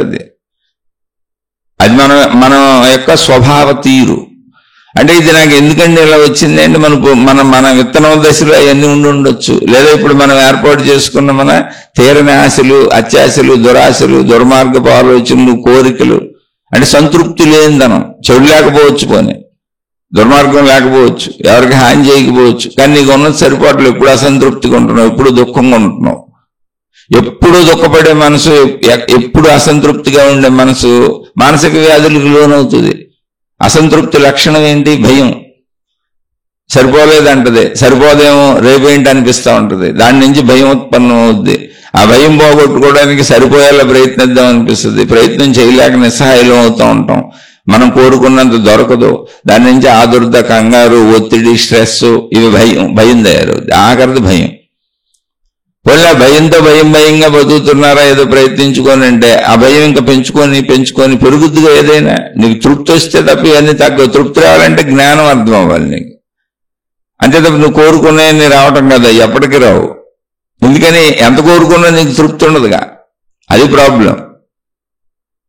ఎంత వచ్చినా తృప్తి ఉండదు, దాని నుంచి ఇంకా అలవాట్లు చేసుకుంటాం. ఇప్పుడు డబ్బు పెరుగుతుంటే ఖర్చులు పెంచుకుంటుంటాం, అలవాట్లు పెంచుకుంటుంటాం, సౌకర్యాలు పెంచుకుంటుంటాం. ఎందుకని ఉన్నాయి ఈ ప్రపంచంలో. ఎంత స్థాయికి వెళ్తే అంత స్థాయిలో ఉన్నాయి. పెద్ద పెద్ద సెలబ్రిటీస్ కోటాను కోట్లు సంపాదించిన వాళ్ళు చివరి దశల్లో అప్పులు పాలే చచ్చిపోయిన వాళ్ళు 100 మంది ఉన్నారు. ఇదేంటి లక్షల కోట్లు సంపాదించారు, వీళ్ళకి అప్పులు ఏంటని. వాళ్ళ ఖర్చులు కూడా లక్షల కోట్ల కంటే ఎక్కువ పెట్టారు. ఆశ్చర్యపోతాం మనం. అలాంటి సంఘటనలు బోర్డులు ఉన్నాయి. అనారోగ్యాల బారిన పడి చచ్చిపోయిన వాళ్ళు ఉన్నారు. అవి బయటికి చూపించకుండా అనారోగ్యాలను మేకప్లు వేసుకొని, ఎందుకని సెలబ్రిటీస్ కదండి. తర్వాత వాళ్ళు చనిపోయినాక బయటకు వస్తాయి, పలానా వ్యాధులతో చచ్చిపోయారు, పలానా బాధలతో చచ్చిపోయారు. తర్వాత వాళ్ళ దగ్గర వాళ్ళు ఎవరు ఇంటర్వ్యూలు చెప్పినప్పుడు, బయటకు చెప్పినప్పుడు వాళ్ళు పడిన కష్టాలన్నీ బయటకు వస్తాయి. శారీరక, మానసిక, ఆర్థిక, సామాజిక, కుటుంబిక అనారోగ్యాలని. 90% సెలబ్రిటీస్ మొత్తం కుటుంబాలన్నీ విడిపోతూ ఉంటాయి, భార్యాభర్తలు విడిపోతూ ఉంటారు. ఆ పిల్లలు వీళ్ళ దగ్గర ఒకళ్ళు, వాళ్ళ దగ్గర ఒకళ్ళు, లేదా ఎక్కడో హాస్టల్స్లో, కాన్వెంట్లో, ఇతర దేశాల్లో చదువుకుంటూ ఉంటారు. డబ్బులు ఉన్నాయి కాబట్టి, కానీ కలిసి ఉండరు. కారణం ఏమీ లేదు. ఎదుగుతున్న కొందికి, సౌకర్యాలు పెరిగిన కొందికి కూడా మనిషి అడ్జస్ట్మెంట్ని అవలేకపోతుంటాడు. అందుకని విడిపోతుంటాడు. సౌకర్యాలు ఎంత పెరిగితే అంత నీలో అడ్జస్ట్మెంట్ గుణం తగ్గిపోతూ ఉంటుంది. ఓ మొండితనం పెరిగిపోతూ ఉంటుంది. ఎందుకంటే సౌకర్యాలకు అలవాటు పడిపోయింది శరీరం. సౌకర్యాలు ఎంత తక్కువ ఉంటే అంత సర్దుకోవడం అలవాటుగా ఉంటుంది. అందుకని ఇక్కడ ఎవరిని ఎవరు మోసం చేయలే. సౌకర్యాలు తక్కువ ఉన్నోళ్ళు సర్దుకొని బతకగలుగుతూ ఉంటారు, కలిసిమెలిసి ఉంటారు. వాళ్ళ పోల్చుకున్నప్పుడు వాళ్ళ కుటుంబ సుఖం, వాళ్ళ మానసిక శాంతి, అందరూ కలిసిమెలిసి ఉండటం, అవన్నీ వాళ్ళకి చాలా హాయిగా ఉంటుంది. సౌకర్యాలు తక్కువ ఉన్నాయి అంతే, డబ్బు తక్కువ ఉంది. డబ్బు ఎక్కువ ఉన్న వాళ్ళకి భార్యకు పడదు, భర్తకు పడదు. ఆ పిల్లలు ఎక్కడెక్కడో చదువుకుంటూ ఉంటారు, అసలు దగ్గర ఉండరు. డబ్బులు ఎక్కువ ఉన్నాయిగా, ఇతర దేశాలు పంపుతారు, పెద్ద పెద్ద యూనివర్సిటీల్లో చదువుతారు, ఎవరూ కలిసి ఉండరు. తర్వాత కూడా ఎవరి జీవితాలు వాళ్ళే, ఎవరికి వారే యమునా తీరే. ఊరినే పలకరించుకుంటుంటారు ఫోనుల్లో, హాయ్ మామ్, హాయ్ డాడ్ అని. అలా పోల్చుకున్నప్పుడు వాళ్ళ సుఖము, వీళ్ళ సుఖాలు, వాళ్ళ శాంతులు, వీళ్ళ శాంతులు తెచ్చి తరాజుల్లో ఎత్తే రెండో ఒకటే, సమంగా తూగుతాయి. వీళ్ళకి వసతులు ఉన్నాయి, వాళ్ళకి వసతులు లేవు, అంతే తేడా. ఇంకో రూపంలో వాళ్ళు శాంతిని పొందారు, వీళ్ళు ఇంకో రూపంలో ఆ శాంతిని పొందారు, అంతే. అయితే ఇవన్నీ ఎందుకు మాట్లాడుకుంటున్నామంటే, సత్యం తెలియక చాలా మంది దూరపు కొండలు నూనుకొనుకుంటూ ఉంటారు. మీరు ఎన్ని డ్రెస్సులైనా వేసుకోండి, ఎన్ని రకాలైన మార్పులు చేసుకోండి, కానీ బేసిక్గా మనది నగ్న శరీరమే. దానికి డ్రెస్సులు తగిలించాం, మతం అనే డ్రెస్ తగిలించాం, మార్గం అనే డ్రెస్ తగిలించాం, వృత్తి వ్యాపారాలు అనే డ్రెస్ తగిలించాం, మిగిలిన ఏదైనా కుటుంబం అనే డ్రెస్ తగిలించాం, ఏదోటి ఏదైతుంది, కానీ వ్యక్తిగతంగా నగ్న శరీరం. అయితే ఆ పాత్రలకు తగ్గ డ్రెస్సులు వేసుకోండి, ఎందుకు వేసుకోవద్దు అంటలేదు, కానీ మొత్తంగా పాత్రలో మునిగిపోబాకండి, ఒకే డ్రెస్సులో మునిగిపోబాకండి, అది చెప్పేది. ఓ భక్తుడుగాను, ఓ శిష్యుడుగాను, ఒక గురువుగాను, ఒక దేవుడుగాను, ఒక దేవతగాను, ఓ మాతాజీగాను, ఓ మత పెద్దగాను అలా ఇరుక్కుపోబాకండి. ఆ డ్రెస్ వేసుకొని మళ్ళీ తీసేసి మామూలుగా ఉండండి. ఎందుకంటే నువ్వు మనిషివి కదా, నువ్వు ఎన్ని చెప్పుకున్నా నీకు నువ్వు పిచ్చెక్కించుకోవటం తప్ప నువ్వు మనిషి అనేది నగ్న సత్యం. ఇప్పుడు ఆ పిచ్చెక్కించుకున్న వాళ్ళు ఏం చేస్తారు తెలుసా, మొత్తం కుటుంబాలను వదిలేమని చెబుతూ ఉంటారు, వాళ్ళు వదిలేసి వెళ్ళిపోతూ ఉంటారు. ఎందుకని వాళ్ళకు త్రిశంకు స్వర్గం సృష్టించుకున్నారు. ఆ స్వర్గంలో వాళ్ళకి తెలిసినవి ఉన్నాయి, ఆ స్వర్గంలో వాళ్ళ దేవుడు ఉన్నాడు, అంటే వాళ్ళు సృష్టించుకున్న దేవుడు ఉన్నాడు. అక్కడ ఈ బంధాలు, బంధుత్వాలు, ఈ విధానాలు, పద్ధతులు ఇవేం వద్దు. ఎందుకు వద్దంటే ఇబ్బంది కలిగించే వద్దు, సుఖపెట్టేవి కావాలి. ఇవన్నీ వద్దు, బంధాలు వద్దు, బంధుత్వాలు వద్దు, అసలు నాకేం వద్దు, నాకెవరూ వద్దు, నేను అన్నీ వదిలేస్తా, నేను మొత్తంగా అన్ని సమస్తము వదిలేస్తా. కానీ నేను బతకడానికి డబ్బులు కావాలి, నేను పడుకోవడానికి వసతులు వనరులు కావాలి, నేను తిరగటానికి వాహనాలు కావాలి, నేను వేసుకోవడానికి చెప్పులు కావాలి, నేను కట్టుకోవడానికి బట్టలు కావాలి. అవన్నీ భక్తుల పేరులో, శిష్యుల పేరులో లేదా డొనేషన్లు మీరు ఇవ్వండి. బాధ్యతలు, బంధాలు వద్దు, మిగిలిన వెళ్ళి కావాలిగా, డబ్బులు కావాలిగా. అక్కడ నేను మనుషుల్ని విమర్శిస్తున్నాను అనుకోబాకండి, అస్సలు విమర్శించట్లా, అందులో ఉన్న లాజిక్ పాయింట్ చెబుతున్నా. నువ్వు అన్నం తినకుండా ఎట్ట బతుకుతావు? మరి అన్నం ఎవరు పెట్టాలి నీకు? నువ్వు ఒక లోకం సృష్టించుకున్నావు, బాగానే ఉంది, ఆ లోకంలో నువ్వు ఒక దేవుడు, బాగానే ఉంది.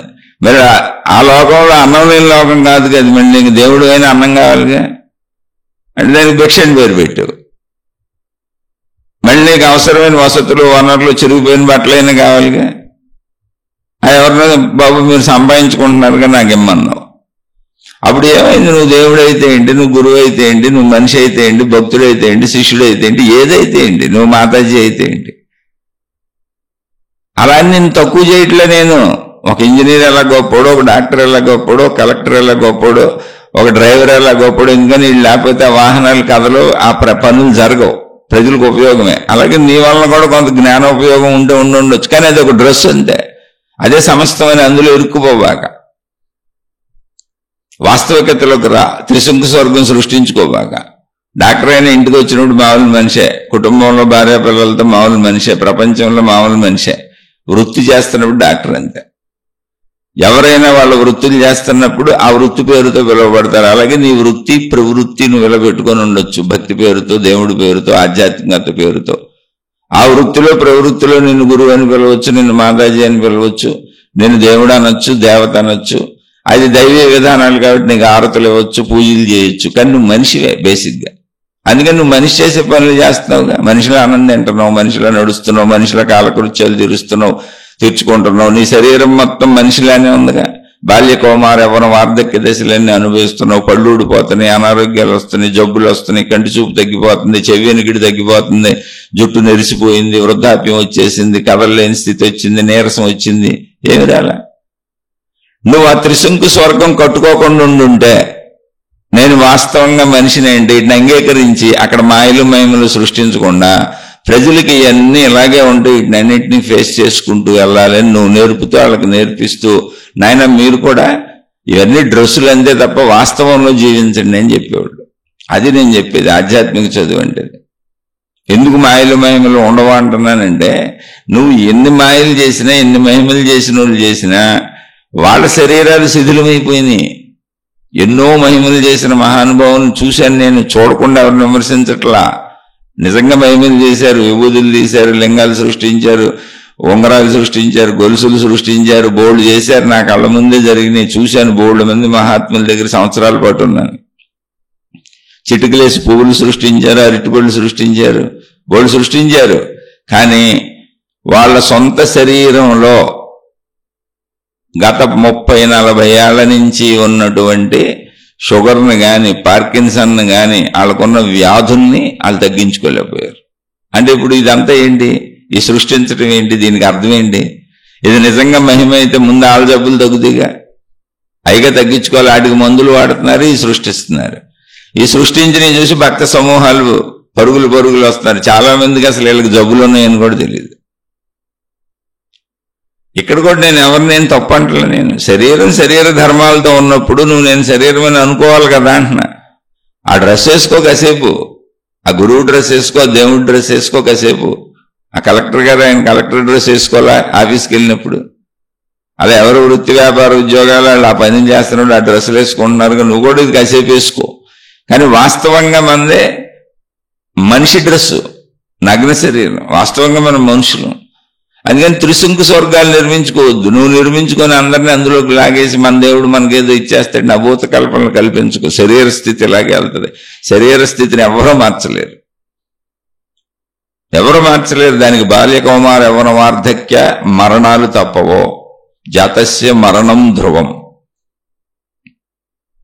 ఇంకేంటి? నువ్వు ఏ లోకాలు సృష్టిస్తావు ఇప్పుడు? వీళ్ళని ఏమి నమ్మిస్తావు?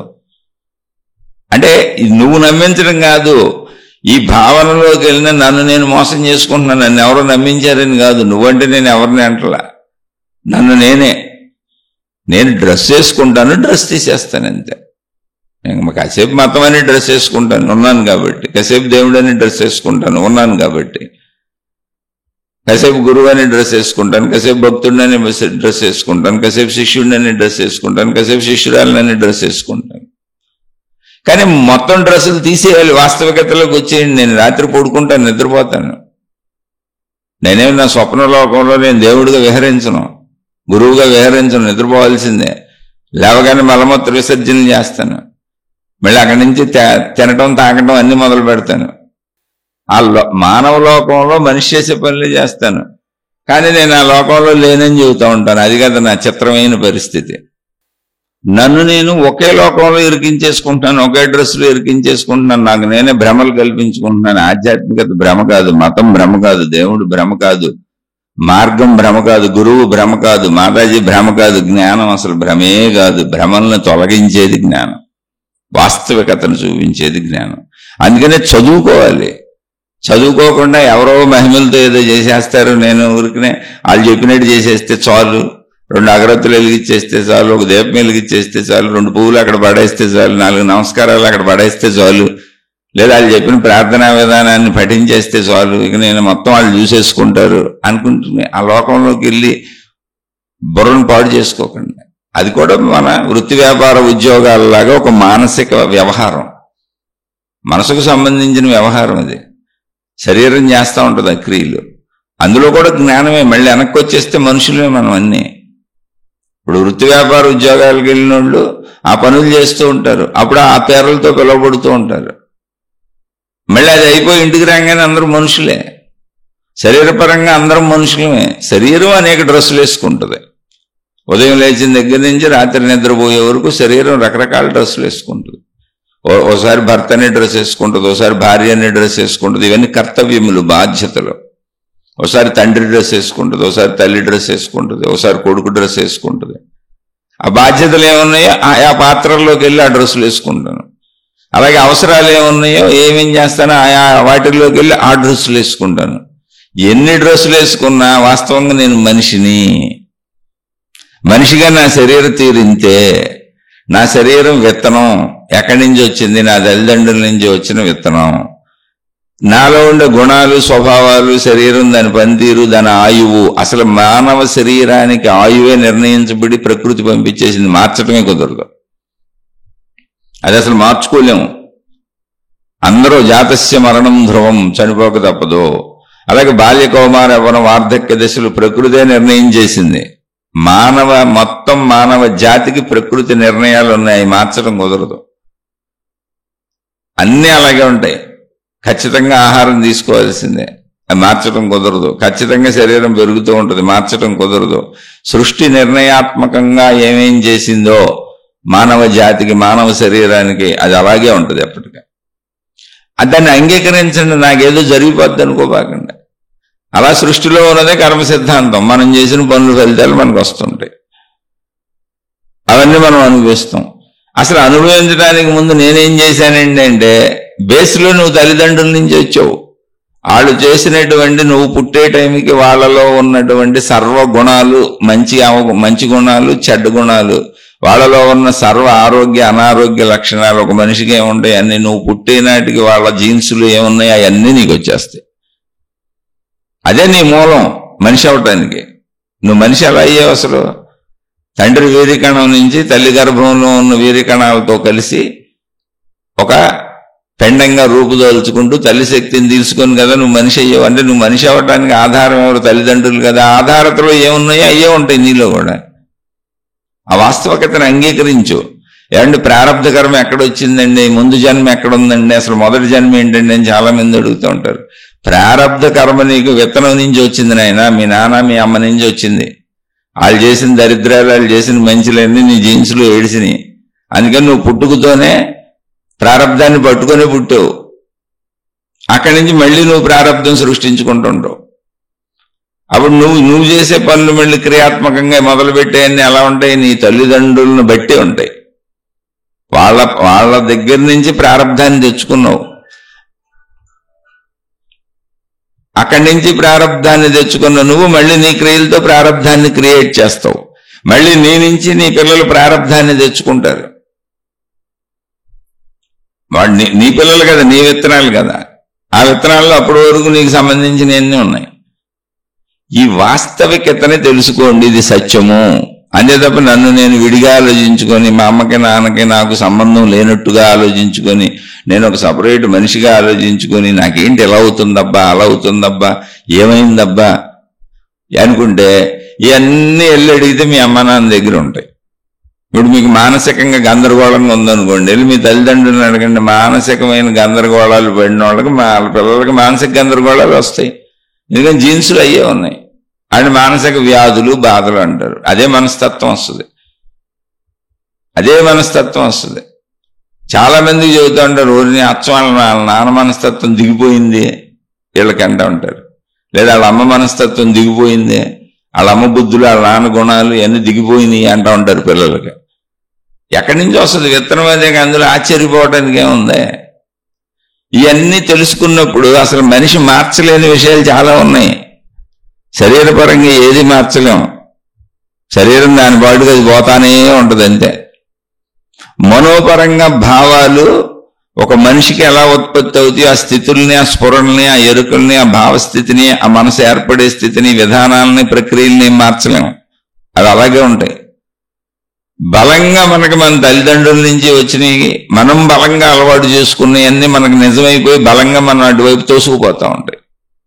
అంత తేలిక కాదు మార్చటం, అంత ఈజీ విషయం ఏం కాదు మార్చటం. ఇప్పుడు మీరు బట్టలు ఉంటాయి, బట్టలు తయారు చేసేటప్పుడు ముందు అన్నీ తెల్లగానే ఉంటాయి. ఎందుకని? పత్తి నుంచి తయారు చేస్తారు, దూది నుంచి దారం చేస్తారు. పత్తి తెల్లగానే ఉంటుంది, దారం తెల్లగానే ఉంటుంది. మరి బట్టలకు అనేక రంగులు ఎలా వచ్చినాయంటే రంగులు అద్దేశారు, బట్టల్లో రంగులు ఇంకిపోయినాయి. ఇంకా బట్ట చిరిగిపోవడం జరగచ్చు కానీ రంగు పోదు, ఆ రంగు అలాగే ఉంటుంది. రంగు అనేది అలాగే ఉంటుంది. ఎన్ని రకాల రంగులతో ఎన్ని వస్త్రాలు వచ్చినాయి చూడండి. కోటాను కోట్ల రకాల చీరలు, అనేక డిజైన్లతో, కోటాను కోట్ల రకాల ప్యాంట్లు, షర్ట్లు, అంటే పురుషులు వేసుకుని స్త్రీలు వేసుకున్నాయి. ఇవన్నీ ఏంటి? ఏం లేదు, కలర్ మార్పులేగా. కలర్ మార్పులు, కొంచెం షేపులు మార్పులు, డిజైన్లు మార్పులు అంతేగా. కానీ మొత్తంగా అన్నిటికీ ఆధారం పత్తేగా. ఆ పత్తి తెల్లగానే ఉంటుంది, అది బేసిక్ లో దాన్నే దారంగా చేస్తారు. తర్వాత ఏదో నైలాన్ చేస్తున్నారు అనుకోండి, ప్లాస్టిక్ కి సంబంధించి. సరే, ఏదైనా కానీ ఆ మూలంలో తెలుపుగా ఉన్న దానికి రంగులు అద్దుతారు. ఆ రంగు ఇంకా మార్చడం కుదరదు. అలాగే మన మూల స్వభావం తల్లిదండ్రుల నుంచి ఆల్రెడీ అద్దిన రంగులతో వచ్చింది. ఇప్పుడు మళ్ళీ మనం రంగులు అద్దుకుంటున్నాం. అందుకని ఇప్పుడు మన శరీర స్వభావం కానీ, మన శరీరంలో ఉన్న బలహీనత కానీ, బలం కానీ, అనారోగ్యం కానీ, ఆరోగ్యం కానీ, లేదా మన మానసిక ఆలోచన తీరుతెన్నులు కానీ, ఇవన్నీ తల్లిదండ్రుల నుంచి వచ్చేసినాయి. విత్తన దశది, అవన్నీ మనలో ఉంటాయి. ఇవన్నీ మూలాన్ని మార్చేద్దామంటే కుదరదు, అసంభవమైన విషయం అది. ఏం మార్చొచ్చు మరి? ఎందుకండి ఆధ్యాత్మిక చదువు, ఆత్మజ్ఞాన చదువు అంటే అసలు అది కుదరదని తెలుసుకోవటం అంతే. మరణాన్ని ఇప్పుడు శరీర తీరుతెన్నుల్ని మార్చలేం. బాల్య, కౌమార, యవ్వన, వార్ధక్య, మరణాలు అంతే. ఫిక్స్ అయిపో, యాక్సెప్ట్ చేయి. ఉన్నన్నాళ్ళు నా ప్రయత్నంతో నాకు దొరికింది తప్ప నేను ఏం చేసినా, అంటే తప్పులు చేసి రకరకాలుగా తెచ్చుకున్న కర్మ సిద్ధాంతాన్ని తప్పించుకోలేను. కాబట్టి తప్పులు చేయడం అనవసరం. ఎందుకంటే ఇప్పుడు తప్పులు చేసి ఎక్కువ తిని మళ్ళీ తప్పుల శిక్షలకే చిత కొడుతుంటే అదంతా కక్కేయటం ఎందుకు? ఇది ఒక డబల్ పని అయింది కదా అనే సత్యాన్ని నువ్వు తెలుసుకోగలిగితే అంగీకరించే, యాక్సెప్ట్ చేయి అంతే. యాక్సెప్ట్ చేసిన చోట మనసు హాయిగా ఉండిపోద్ది. యాక్సెప్ట్ చేసిన చోట దుఃఖం ఉండదు. ఎందుకని సత్యం అది. సత్యాన్ని యాక్సెప్ట్ చేసిన చోట దుఃఖము, భయం రెండు పోతాయి. సత్యాన్ని యాక్సెప్ట్ చేయని చోట దుఃఖము, భయం అన్నీ వస్తాయి. ఎలా అయినా మార్చుకుందామా అన్న ప్రయత్నం ఒకటి, ఒక ఆశని కల్పిస్తూ ఉంటుంది. కొన్ని మార్చడం అసలు కుదరదు. అలాగే కొన్ని మన గుణాలు, స్వభావాలు రంగుల్లా అద్దేసుకున్నాయి, బట్టకు రంగులు వేసినట్టుగా. అలా తల్లిదండ్రుల నుంచి కొన్ని వచ్చేసినాయి. వాటిని నువ్వు జాగ్రత్తగా ఆలోచించుకొని గుణపరంగా నిన్ను నువ్వు గమనించుకుంటూ నువ్వు వాటిలో ఉన్న చెడుని మార్చుకునే అవకాశాన్ని సృష్టి నీకు కల్పించింది. కానీ అది అత్యధిక కష్టమైన విషయం, అంత ఈజియెస్ట్ విషయం కాదు. అది జ్ఞానంతో నువ్వు ప్రవర్తించాలి. అలా విపరీతంగా నీ మీద నువ్వు దృష్టి పెట్టుకోవాలి. అప్పుడు కూడా అది సామాన్యమైన విషయం కాదు. అందుకే అది తపస్సు. పూర్వకాలంలో మీరు పురాణాల్లోకి వెళ్తే 10,000 సంవత్సరాలు తపస్సులు చేశారు, 20,000 సంవత్సరాలు తపస్సులు చేశారు, 50,000 సంవత్సరాలు తపస్సులు చేశారని కథలు వినపడతాయి. ఓరి నాయన 50,000 సంవత్సరాలు తపస్సులు చేయటమా అని బుర్రపాడైపోద్ది మనకు.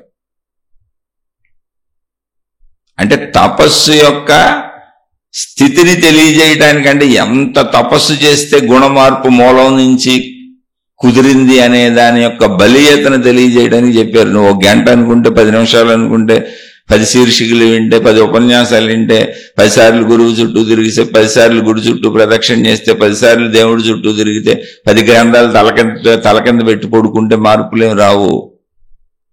నువ్వు తపస్సు చేయాలి. తపస్సు అంటే ఏంటి అంటే ఇక్కడ జాగ్రత్తగా అర్థం చేసుకోవాలి. మన శరీర పనితీరు మార్చడం కుదరదు. ఏం కుదరదు? కళ్ళు చూడటమే, చెవులు వినటమే, అలా శరీరంలో అన్ని ఫిక్స్డ్ పనులు అయ్యి ఓకే అయిపోయింది. దాన్ని నడిపేది ఇప్పుడు మనసు. ఇక్కడ ఏదైనా మార్పులు, గుణాలు, స్వభావము భావరూపంలో ఉంది. అదంతా మనస్సుగా ఉంది. ఇక్కడ మనం జాగ్రత్తగా ఆలోచిస్తే మనసు అనేది ఏంటి? కావాలి అనే కోరికలకు సంబంధించిన వైపు మనం తీసుకెళ్తా ఉంటుంది. ఇక్కడే మనకి మళ్ళీ మనం ప్రయత్నించటానికి, అన్నీ సాధించుకోవటానికి మనలో ఇంటెలిజెన్స్ అంటే తెలివి అనేది ఒకటి ఉంది. అదే బుద్ధి.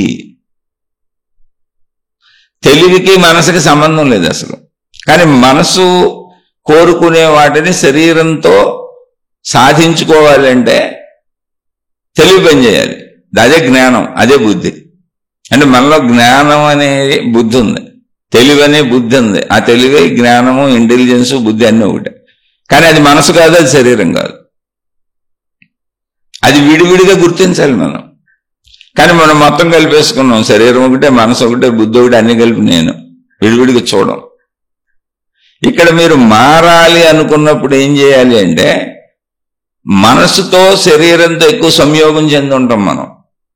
ఇక్కడ ధ్యానం అన్నా, తపస్సు అన్నా, సాధన అన్నా జరిగేది ఏంటంటే శరీర మనస్సుల నుంచి జరిగి ఇంటెలిజెన్స్లో, బుద్ధిలో, జ్ఞానంలో కూర్చోవాలి. ముందు అసలు తెలుసుకోవాలిగా మనం. అది శరీరం వేరు, మనసు వేరు. శరీరాన్ని అసలు మార్చడం కుదరదు.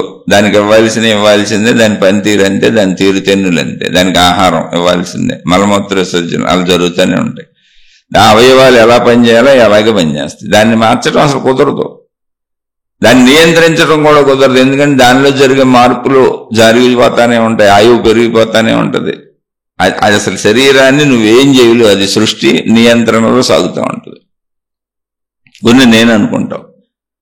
మనసు నువ్వు శరీరంతో అనుభవించిన వాటితో తయారు చేసుకున్నావు. మనసు అంటే అది. మనసులో ఏమున్నాయంటే అయిష్టాలు ఉన్నాయి. మనసులోని గుణాలు, స్వభావము, ఇష్టాలు, అయిష్టాలు, క్యారెక్టర్, వ్యవహారం, తీరుతెన్నులు అన్నీ మనసులో ఉన్నాయి. అది ఎప్పుడు మనసు ఏం చేస్తుంది? శరీరాన్ని కదుపుతుంది. ఎలా కదుపుతుంది? కోరికలు తీర్చుకుందామని కదుపుద్ది, ఇష్టాలు తీర్చుకుందామని కదుపుద్ది, అయిష్టాలు తప్పించుకుందామని కదుపుద్ది. అంటే ఎప్పుడు సుఖంగా హాయిగా ఉండేలా కదుపుద్ది. అయిష్టాలు తప్పించుకోవటం, ఇష్టాలు తీర్చుకోవటం, ఇలా కదుపుద్ది. ఇలా కదిపినప్పుడు మనం అసలు ఇష్టాలు ఏర్పరుచుకుంది, అయిష్టాలు ఏర్పరుచుకుంది మనకున్న పాత గుణ స్వభావాలతోనే. స్వభావం అదేగా మనది, మన గుణాలు అవేగా, మన బుద్ధులు అవేగా, తల్లిదండ్రుల నుంచి వచ్చినాయి. మనం ఇప్పుడు వ్యావహారికంలో మన అవసరాల రీత్యా, కోరికల రీత్యా తయారు చేసుకున్న స్వభావం, గుణం. ఇప్పుడు స్వభావము, గుణము మారాలి అంటే అసలు నా ఇష్టాలు, అయిష్టాలు ఏంటి అనేది నాకు తెలియాలి అంటే నేను మనసుకు దూరంగా జరగాలి, నన్ను నేను పరిశీలించుకోవాలి. అలా మనసుకు దూరంగా జరగాలంటే అసలు నాలోనే జరుగుతున్న ఇంకో ప్రక్రియ ఉంది. ఏంటి అంటే నా మనసు పలాంది కావాలని కోరుకుంటుంది, లేదా నా మనసు పలాంది నాకు అయిష్టం, దాని నుంచి తప్పించుకోవాలనుకుంటుంది. ఆ విషయం శరీరానికి చెప్పుద్ది. శరీరం తదనుగుణంగా ప్రయత్నించడానికి ఇంటెలిజెన్స్ పనిచేస్తూ ఉంటుంది. ఇంటెలిజెన్స్ అంటే తెలివి, జ్ఞానం, బుద్ధి.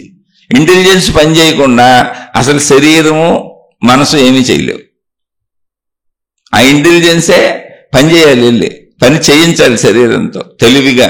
ఇలా చేస్తే నేను అనుకున్నది పొందుతాను, కాబట్టి ఇదిగో ఈ ప్రయత్నం చేయాలి. జ్ఞానం, అది ఇంటెలిజెన్స్, అది తెలివి.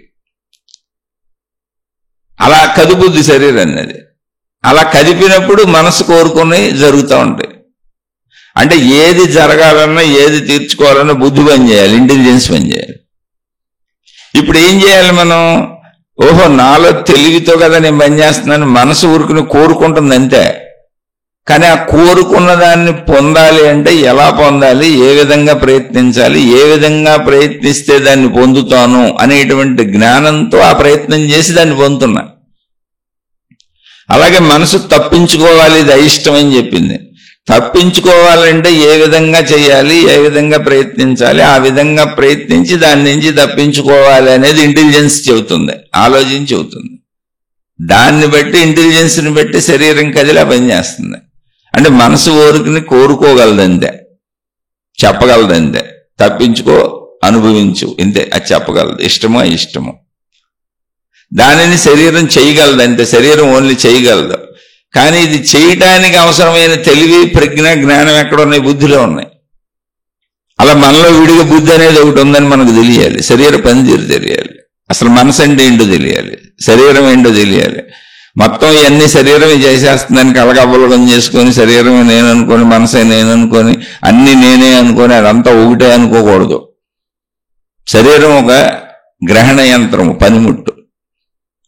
ఆ శరీర గ్రహణ యంత్రాన్ని నిరంతరం కదిపి కెలికి స్థిరంగా ఉండనివ్వకుండా దాన్ని ఉయ్యాలు ఊపించేది మనసు.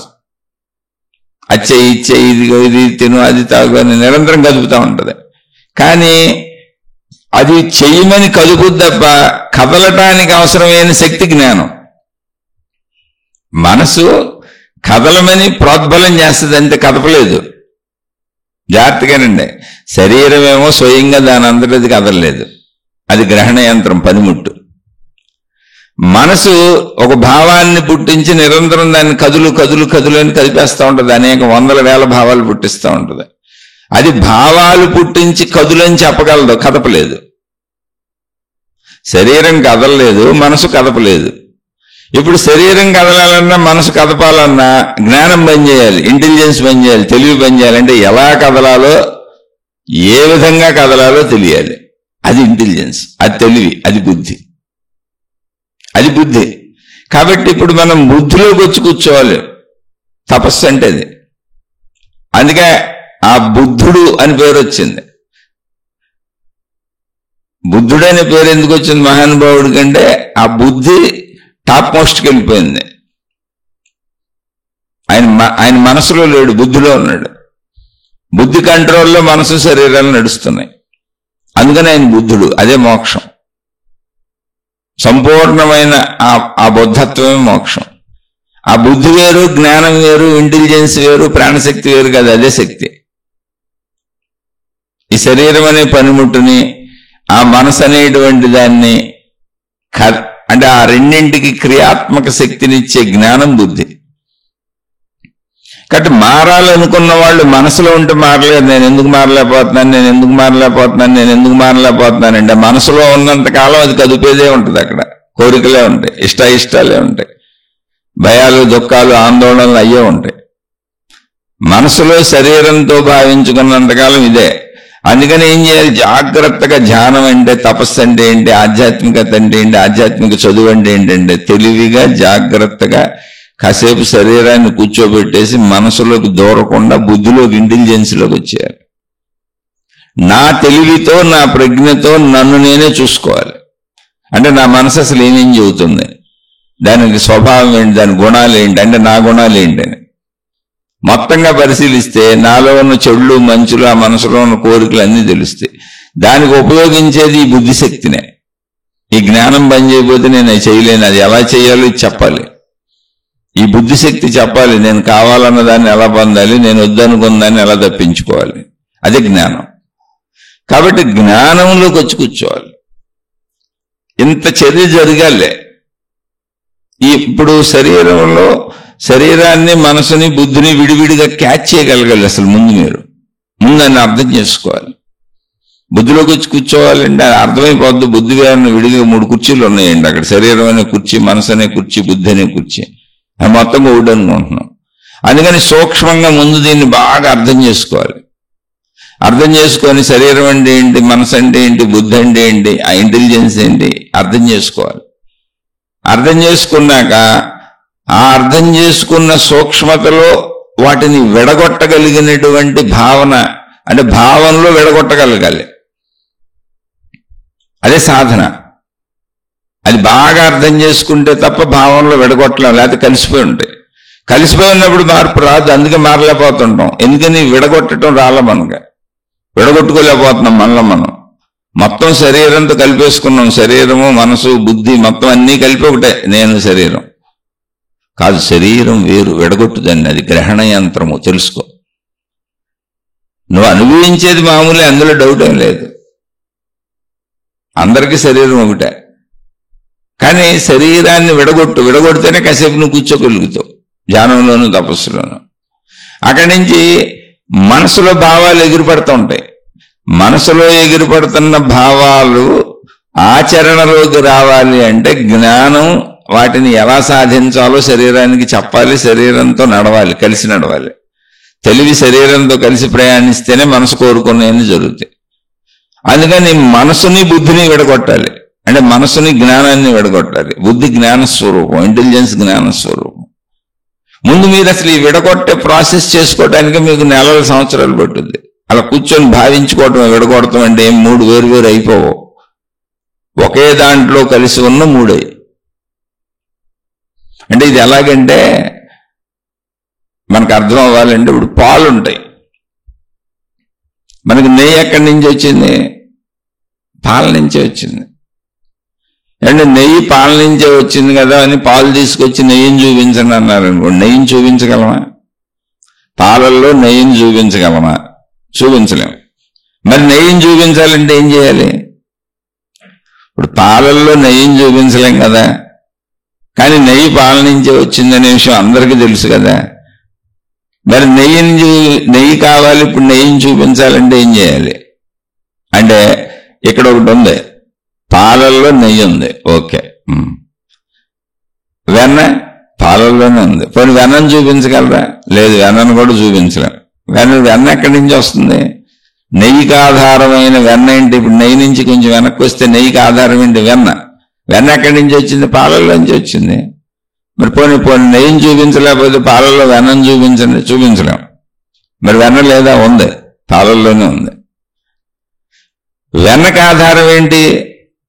పెరుగు. పెరుగు ఎక్కడి నుంచి వచ్చింది? పాల నుంచి వచ్చింది. పాలను తోడేస్తే పెరుగు అయింది. ఓహో, తోడేసే ప్రక్రియ చేశారు. తోడేయటం అంటే ఇంత పెరుగుతో కలపటమే. మళ్ళీ పాలల్లో పెరుగు కలిపితే అది కొంతసేపటికి పెరుగు అయింది అంతే. అంటే ఇప్పుడు వెన్నకు ఆధారమైన పెరుగు ఎక్కడుంది? పాలల్లోనే ఉంది. కొన్ని పెరుగుని చూపించగలమా? చూపించలేము. పాలుగా ఉన్నప్పుడు పాలే కనపడతాయి, పెరుగు కనపడదు, వెన్న కనపడదు, నెయ్యి కనపడదు. మరి అలా ఇప్పుడు ఎలా ఉంది? ప్రాసెస్ ఉందిగా. పాలను తోడేయండి, వెయిట్ చేయండి, పెరుగు అవుతుంది. ఇప్పుడు పెరుగుని ఏం చేయాలి? పెరుగులో కొంచెం నీళ్లు పోయండి, ఒక కవర్ తీసుకోండి, బాగా చిలకండి. ఏమవుతుంది? చిలికితే మజ్జిగ వేరవుతాయి. చిలికినాక పాలల్లో ఉన్న ఆయిలీ కంటెంట్ ఏది ఉందో అదంతా వెన్నగా ముద్దగా విడిగా వచ్చేస్తుంది. ఆల్రెడీ తోడుకున్నాక మీకు మేగడలో అది పైన కనపడుతుంది. అసలు పాలు కాసినప్పుడే పాల మీద మేగడ కనపడుతుంది, ఆ మేగడ వెన్న అవుతుంది. తోడేసి బాగా చిలికితే ఆ చిలికినప్పుడు మజ్జిగలా పెరుగుకు సంబంధించిన పదార్థం అంతా వాటర్తో కలిసి వేరైపోద్ది. పాలల్లో ఉన్న ఆయిలీ కంటెంట్ అంతా వేరైపోయి వెన్నగా మారిపోద్ది. దాన్ని అంతా దగ్గరికి తీసుకొని ఒక వెన్న ముద్ద అవుతుంది. దాన్ని తీసుకొని ఒక గిన్నెలో వేసి పొయ్యి మీద పెట్టి దాన్ని వేడి చేసి దాన్ని కాయండి, అది నెయ్యి అవుతుంది. అంటే ఇట్స్ ఎ ప్రాసెస్. ఇప్పుడు నెయ్యి ఎక్కడుంది? వెన్న ఎక్కడుంది? పెరుగు ఎక్కడుందని పాలల్లోనే ఉంది. అలాగే నాలోనే ఉంది. నా శరీరము అనుకున్న నాలోనే నా మనసు ఉంది, నా శరీరం ఉంది, నా బుద్ధి ఉంది, నా గుణాలు ఉన్నాయి, నా స్వభావం ఉంది, అన్ని నాలోనే ఉన్నాయి. ఇక్కడ మనం మూడు ప్రక్రియలు మాత్రమే మాట్లాడుకుంటున్నాం. ఏంటి? ఒకటి మనసులో మొత్తం అన్నీ ఉంటాయి. నా గుణాలు, నా స్వభావం, నేను గ్రహించిన నా జ్ఞాపకాలు మొత్తం నాకు సంబంధించిన సమస్తం మనసుగా ఉంటాయి. నా ఇష్టాలు, అయిష్టాలు, కోరికలు, భయాలు, ఆదుర్దాలు, కంగారులు అన్నీ అవే శరీరాన్ని కదుపుతూ ఉంటాయి. నిరంతరం దాని పని ఏంటి? శరీరాన్ని కదపడం. అయితే శరీరం అలా కదలాలి అంటే ఇప్పుడు ఏదైనా కోరిక కలిగింది, ఇది తిందామనో, ఇది తాగుదామనో, ఇది చేద్దామనో, అలా శరీరం కదిలి అలా చెయ్యాలి అంటే తత్సంబంధిత జ్ఞానం కావాలి. అది బుద్ధి అందిస్తూ ఉంటుంది. జ్ఞానం వేరు. జ్ఞానం మనసుది కాదు. మనసు జస్ట్ మనకు సంబంధించిన జ్ఞాపకాల పుట్టంతే. అంటే శరీరానికి సంబంధించి శరీరంతో చేసిన పనులన్నింటినీ గుర్తుపెట్టుకున్నటువంటి జ్ఞాపకాల సమూహం, ఆలోచనల సమూహం. అది గుర్తు చేసి శరీరాన్ని కదుపుతూ ఉంటుంది అంతే. ఇప్పుడు దాన్ని విడదీయాలి అంటే పాలు తోడేస్తే పెరుగైంది. శరీరం, మనసు, బుద్ధి మొత్తం కలిపేసుకొని నేను అంటున్నాను. ఇప్పుడు దాన్ని ఒక్కొక్క స్టేజ్లో విడదీసుకోండి. పాలను పెరుగు చేయి. పాలను పెరుగు చేసినట్టుగా శరీరం నుంచి మనసును సపరేట్గా చూడు. ఇప్పుడు పాల నుంచి పెరుగైంది అది. ఇప్పుడు శరీరానికి అసేపు వదిలే, వెళ్ళి మనసును చూడు. మనసులో ఏమున్నాయి? మొత్తం నా గుణాలు, నా స్వభావం, నా ఇష్టాలు, నా అయిష్టాలు, నా బాధలు, నా కష్టాలు, నా దుఃఖాలు మొత్తం నాకు తెలిసినవన్నీ ఉన్నాయండి అందులో. ఓకే. ఇప్పుడే కదుపుతున్నాయి శరీరాన్ని. అవును, ఓకే. అంటే శరీరాన్ని కదిపేది మనసు. అవును, ఓకే. ఇప్పుడు మనసు శరీరాన్ని కదపాలి అంటే శరీరం వెళ్ళాలి అంటే ఊరుకునే అనుకుందాం, సినిమాకి వెళ్దాం అనే కోరిక కలిగింది. సినిమాకి వెళ్ళాలి అంటే ఎలా వెళ్ళాలి అంటే మా ఇల్లు ఎక్కడ ఉంది, సినిమా హాల్ అక్కడ ఉంది, ముందు టికెట్లు బుక్ చేసుకోవాలి. టికెట్లు బుక్ చేసుకోవడం యాప్లో ఎక్కడే బుక్ చేసేసుకోవచ్చు. ఇదిగో ఇలా యాప్ ఓపెన్ చేసుకో, టికెట్లు బుక్ చేసేసుకో, ఎంతమంది వెళ్తున్నారు అని టికెట్లు బుక్ చేసుకో. ఇదంతా జ్ఞాన పరంపర లోపల జరిగి శరీరాన్ని కదిపా పని చేయిస్తుంది జ్ఞానము. టికెట్లు బుక్ చేసుకున్నా, ఇప్పుడు ఎలా వెళ్ళాలి? ఇక మన వాహనం ఉందిగా, వాహనం బయటిది. మన ఇంటి ముందు రోడ్డు మీద నుంచి అదిగా పలానా రోడ్డు మీదుగా ట్రాఫిక్ లో ఇలా డ్రైవ్ చేసుకుంటూ జాగ్రత్తగా వెళ్తే అలా పలానా చోట సినిమా హాల్ వస్తుంది. ఇదంతా జ్ఞానం. కారు ఎలా దోలాలో చెబుతుంది, వాహనం ఎలా తీయాలో చెబుతుంది, ఎలా డ్రైవ్ చేయాలో చెబుతుంది, ఏ రోడ్ల మీద వెళ్ళాలో చెబుతుంది, ఎప్పుడు బ్రేక్ అయ్యాలో చెబుతుంది, అవన్నీ ఎలా నడపాలో మొత్తం చెబుతుంది. సినిమా హాల్ వచ్చింది, ఇదిగో పార్కింగ్ ప్లేస్ అక్కడ పెట్టుకోమని జ్ఞానం చెబుతుంది. శరీరానికి కమాండ్లన్నీ ఇచ్చి జ్ఞానం నడిపిస్తుంది. అక్కడ పెట్టాం, నడు సినిమా టైం అయిపోతుంది, నడు వెళ్దాం అని చెప్పి పార్కింగ్ చేసేసి సినిమా హాల్లోకి వెళ్ళి మన సీట్లు అయ్యి అందులో కూర్చున్నాం. అక్కడి నుంచి ఇంకా జ్ఞానం ఆగిపోయి సినిమా చుట్టం మొదలుపెట్టిన కళ్ళు, అంటే గ్రహించటం మొదలుపెట్టింది. ఇంకా చూడు సినిమా ఉంది, జ్ఞానం ఆగిపోయింది. ఇప్పుడు అది గ్రహించుకుంటున్నాం. కానీ ఈ ప్రాసెస్ అంతా చేసింది ఏంటి? జ్ఞానం. కానీ సినిమా చూడాలన్న కోరిక దేంట్లోంచి వచ్చింది? మనసులోంచి వచ్చింది. ఆ సినిమా హాలు దాకా వెళ్ళి సినిమా చూడటం అనే ప్రాసెస్ మొదలవడానికి మధ్యలో క్రియలన్నీ జ్ఞానం ఎలా చేయి అని చెప్పుకుంటూ తీసుకెళ్ళింది. అది జ్ఞానం, అదే బుద్ధి. ఇప్పుడు బుద్ధిలోకి వచ్చి కూర్చుంటే మనసుని గమనించవచ్చు, శరీరాన్ని గమనించవచ్చు, శరీర మనస్సులకి ఈ బుద్ధి ఎలా సహాయపడుతుందో గమనించవచ్చు, నేను కూడా గమనించుకోవచ్చు.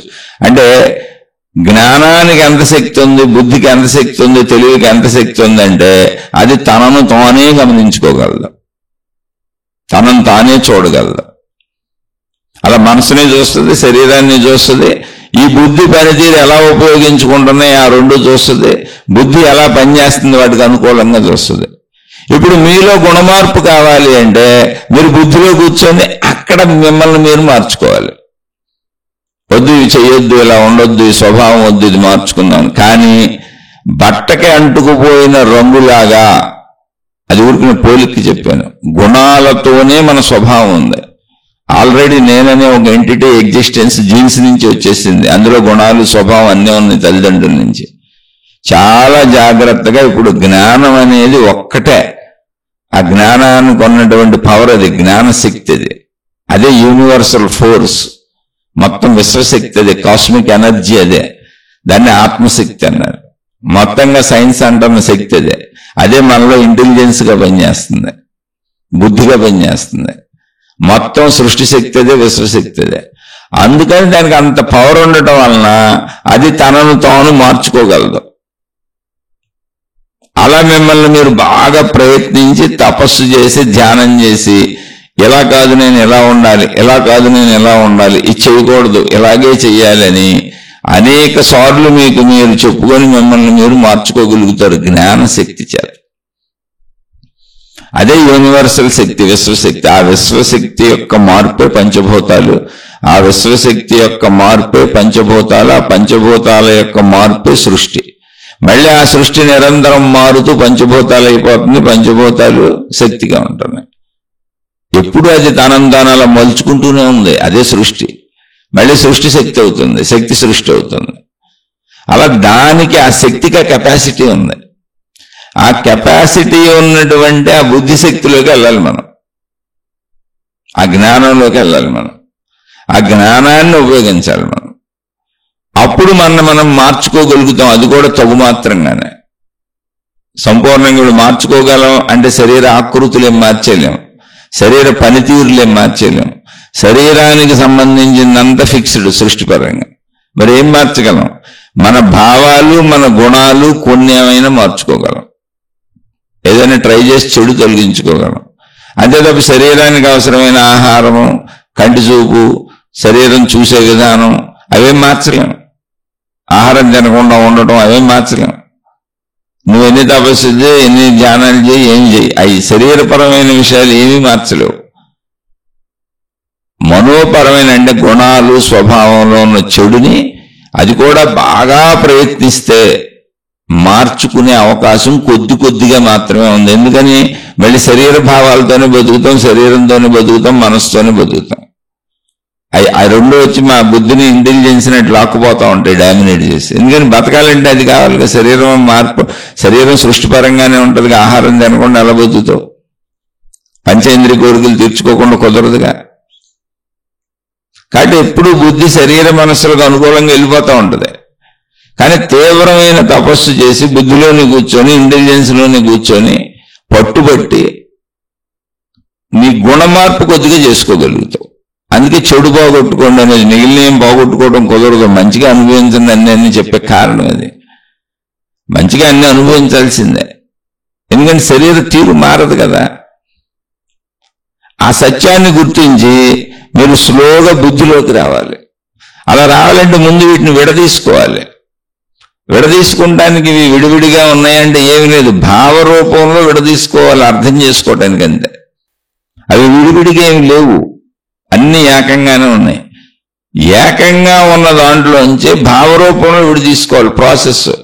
పాలను తోడు పెడితే పెరుగు అవుతుంది, పెరుగుకు నీళ్లు కలిపి చిలికితే వెన్న వస్తుంది, మజ్జిగ వేరు అవుతాయి. అప్పుడు దాన్ని పెరుగు అనరు, మజ్జిగ అయిపోతుంది. మళ్ళీ ఇది వెన్న అయిపోతుంది. ఈ వెన్నని కరగబెడితే నెయ్యి అవుతుంది. పాలు అనే పేరు ఇంకెక్కడ ఉండదు. అలాగే విడదీసినప్పుడు ఆ నేనుని విడదీసుకుంటూ వెళ్తే శరీరం వేరు, మనసు వేరు, బుద్ధి వేరు అలా తెలుస్తాయి. పాలు నేను అనుకోండి, దాన్ని విడదీయండి, దాని యొక్క రూపాంతరాలు ఏంటో తెలుసుకోండి. అలా మార్పు కావాలనుకున్న వాళ్ళు బుద్ధిలో కూర్చోవాలి.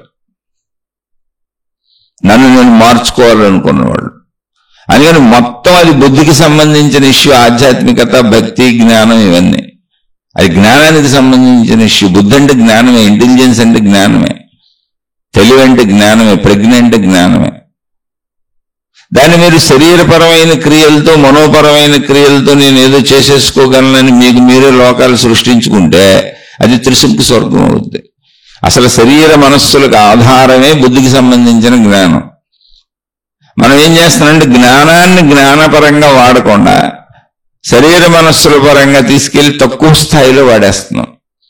జ్ఞానస్థాయి విశ్వస్థాయి, అది అనంత ఆత్మశక్తి, విశ్వశక్తి, ప్రాణశక్తి. దాని రేంజ్ వేరు. దాన్ని శరీరానికి మనసుకి ముడిపెట్టి తక్కువ స్థాయిలో వాడుకుంటున్నారని వాడుకోవడం తప్పు కాదు. ఎందుకని శరీర మనస్సులు ఫిక్స్డ్, శరీరం ఫిక్స్డ్, దాని మీద విధానం మార్చడం. మనసులో భావాల్లో చెడుని మార్చుకోవచ్చు కొంచెం. అది కూడా విశ్వప్రయత్నం చేస్తే తపస్సు అంటారు. విశ్వప్రయత్నమే ఆ తపస్సు చేసుకుంటే. ఓన్లీ భావాలు బుద్ధులే మార్చగలవు, మిగిలింది ఏం మార్చలేవు. అందుకే దేవుళ్ళు, దేవతలు, మహాత్ములు, మహానుభావులు, మాతాజీలు, గురువులు ఎవరైనా కానివ్వండి, శరీరపరమైన ధర్మాలు అందరూ అనుభవించే పడతారు.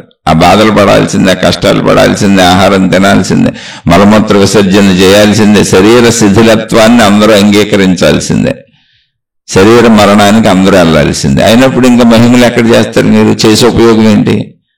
నేను చెప్పాక మహిమలు చేసిన ఆయనకి నేను 2 మంది గురువులను చూశాను, ఎంతో మంది మహిమలు చేసిన వాళ్ళని చూశాను, నా కళ్ళ ముందే చేశారు.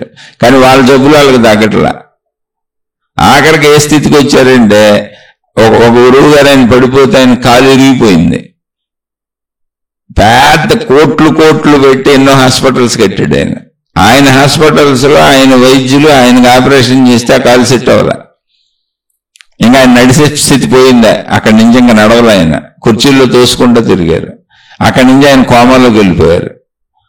ఇక చివరి దశలో ఒక 7-8 సంవత్సరాలు కుర్చీల్లో తోస్తే ఆయన శరీరంలో ఉన్న డయాబెటిక్ వలన, పార్కిన్సన్ వలన ఆయన పాపం ఎటు పడితే అటు పడిపోతూ అసలు ఓపిక లేక భక్తులు ఎవరో చుట్టూ ఉన్న భక్తులు శిష్యులు ఆయన్ని బతికించారు. మరి అన్ని మహిమలు అన్ని మాయలు ఏమైనా నేను ఆయన్ని కించపరచట్లా. ఆయన పాదాల మీద శిరస్సు ఉంచి ఆయన పాద నమస్కారం కూడా తీసుకున్నాను నేను.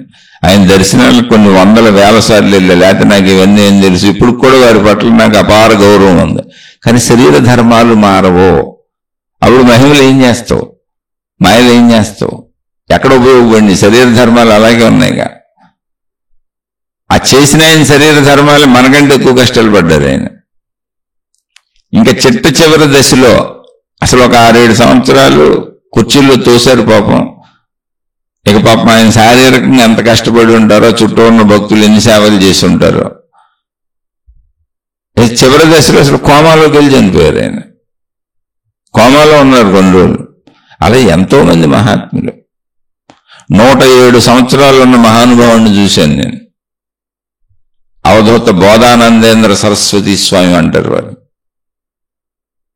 107 సంవత్సరాలు నేను చూసేటప్పటికి. ఆయన ప్రాణం వదిలే టైంకి ఎంతో తెలియదు, ఇంకా పెరుగు ఉండొచ్చు. ఎందుకంటే నేను చూసినాక ఆయన ఇంకా మళ్ళీ 5-6 ఏళ్ళు ఉన్నారు. నేను ఆయన దర్శించిన తర్వాత ఆయన 5-6 ఏళ్ళు ఉన్నారు. చాలాసార్లు వెళ్ళాను. కానీ ఎలా ఉన్నారు తెలుసు, ఆయన ఎముకల గూడు. వచ్చిన మనిషి ఎవరో కంటికి కనపడదు, చెవికి వినపడదు. ఆయన చిన్నతనం నుంచి దత్త పరంపరని ప్రచారం చేసినటువంటి ఒక మహానుభావుడు ఆయన. ఆయన పిలవటమే అవధూత బోధానందేంద్ర సరస్వతి స్వామి వారు అని పిలుస్తారు. వాళ్ళ ఇంట్లో కుటుంబ సభ్యులు మొత్తం, అది ఒక పెద్ద ఇల్లు, కుటుంబ సభ్యులు ఉన్నారు. ఆయన్ని చూడటానికి వచ్చే భక్తుల కోసం ఒక ఫ్రంట్, ఒక హాల్ లాంటిది అరేంజ్ చేశారు. ఆయన కదలలేరు, నడవలేరు. ఎవరైనా వచ్చి ఆయన ఎత్తి కూర్చోబెట్టాలి. శరీరంలో శక్తి లేదు. మొత్తం దైవీ మార్గమే, భక్తి. ఆయన్ని చూడటానికి రోజు 100 మంది ఆయన శిష్యులు, భక్తులు, గురువులు వస్తారు. ఆయన ప్రచారం చేసిన కాడి నుంచి ఆయనతో ఉన్నవాళ్ళు. ఇప్పటికే ఆయన దగ్గరికి వచ్చి కష్టాలు చెప్పుకొని, బాధలు చెప్పుకొని, కన్నీళ్ళు చెప్పుకొని అడిగి రెమెడీలు అడుగుతూ ఉంటారు. ఆయన వినపడదు, కనపడదు. అయినా ఆయన్ని వచ్చిన వాళ్ళందరినీ గమనించాను. ఏమీ లేదు, అన్ని సమస్త కోరికలు ఇంకా కోరుకుంటానే ఉంటారు. కానీ ఆయన శరీరం చూస్తే శిథిలమైపోయింది, ఎముకలు గూడైపోయింది. ఆయన ఏమి తినలేరు, పళ్ళు ఊడిపోయినాయి. ఏదన్నా మెత్తటి పదార్థాలు, మనం ఏదన్నా కలాకాన్ లాంటి, స్వీట్లు లాంటి మెత్తటి పదార్థాలు ఉంటే అవి తెస్తే కొద్దిగా తింటారు. పళ్ళు అటువంటి వాటిని, ఆహార పదార్థాలను వాళ్ళ ఇంట్లో వాళ్ళు నలిపి జీర్ణం చేసి పలచగా తాగిస్తూ ఉంటారు.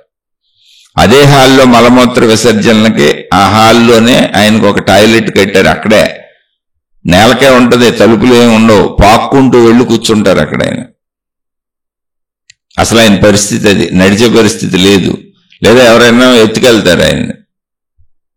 ఏంటి అంతటి మహానుభావుడు సుమారుగా ఇప్పుడు ఆయనకి 107 సంవత్సరాలు నేను చూసేటప్పటికి. అప్పుడు తర్వాత ఇంకా 4-5 ఏళ్ళు ఆయన బ్రతికారు. ఆయన శరీరం వదిలినప్పుడు కూడా నేనున్నాను. మొత్తం ఆయన ఒక గురువే, రోజు వస్తుంటారు ఆయన దగ్గరికి. మహాత్ముడు, మహానుభావుడు. ఆయన రచించిన పుస్తకాలు కూడా ఉన్నాయి. కానీ శరీర ధర్మాలు ఎక్కడ మారినాయి? మారలేదే. అన్ని ఇబ్బందులు ఆయన పడతానే ఉన్నారే. ఆయన చనిపోయిన తర్వాత ఆయన శరీరాన్ని జల సమాధి చేశారు. అంటే కాల్చలేదు, పోడ్చలేదు.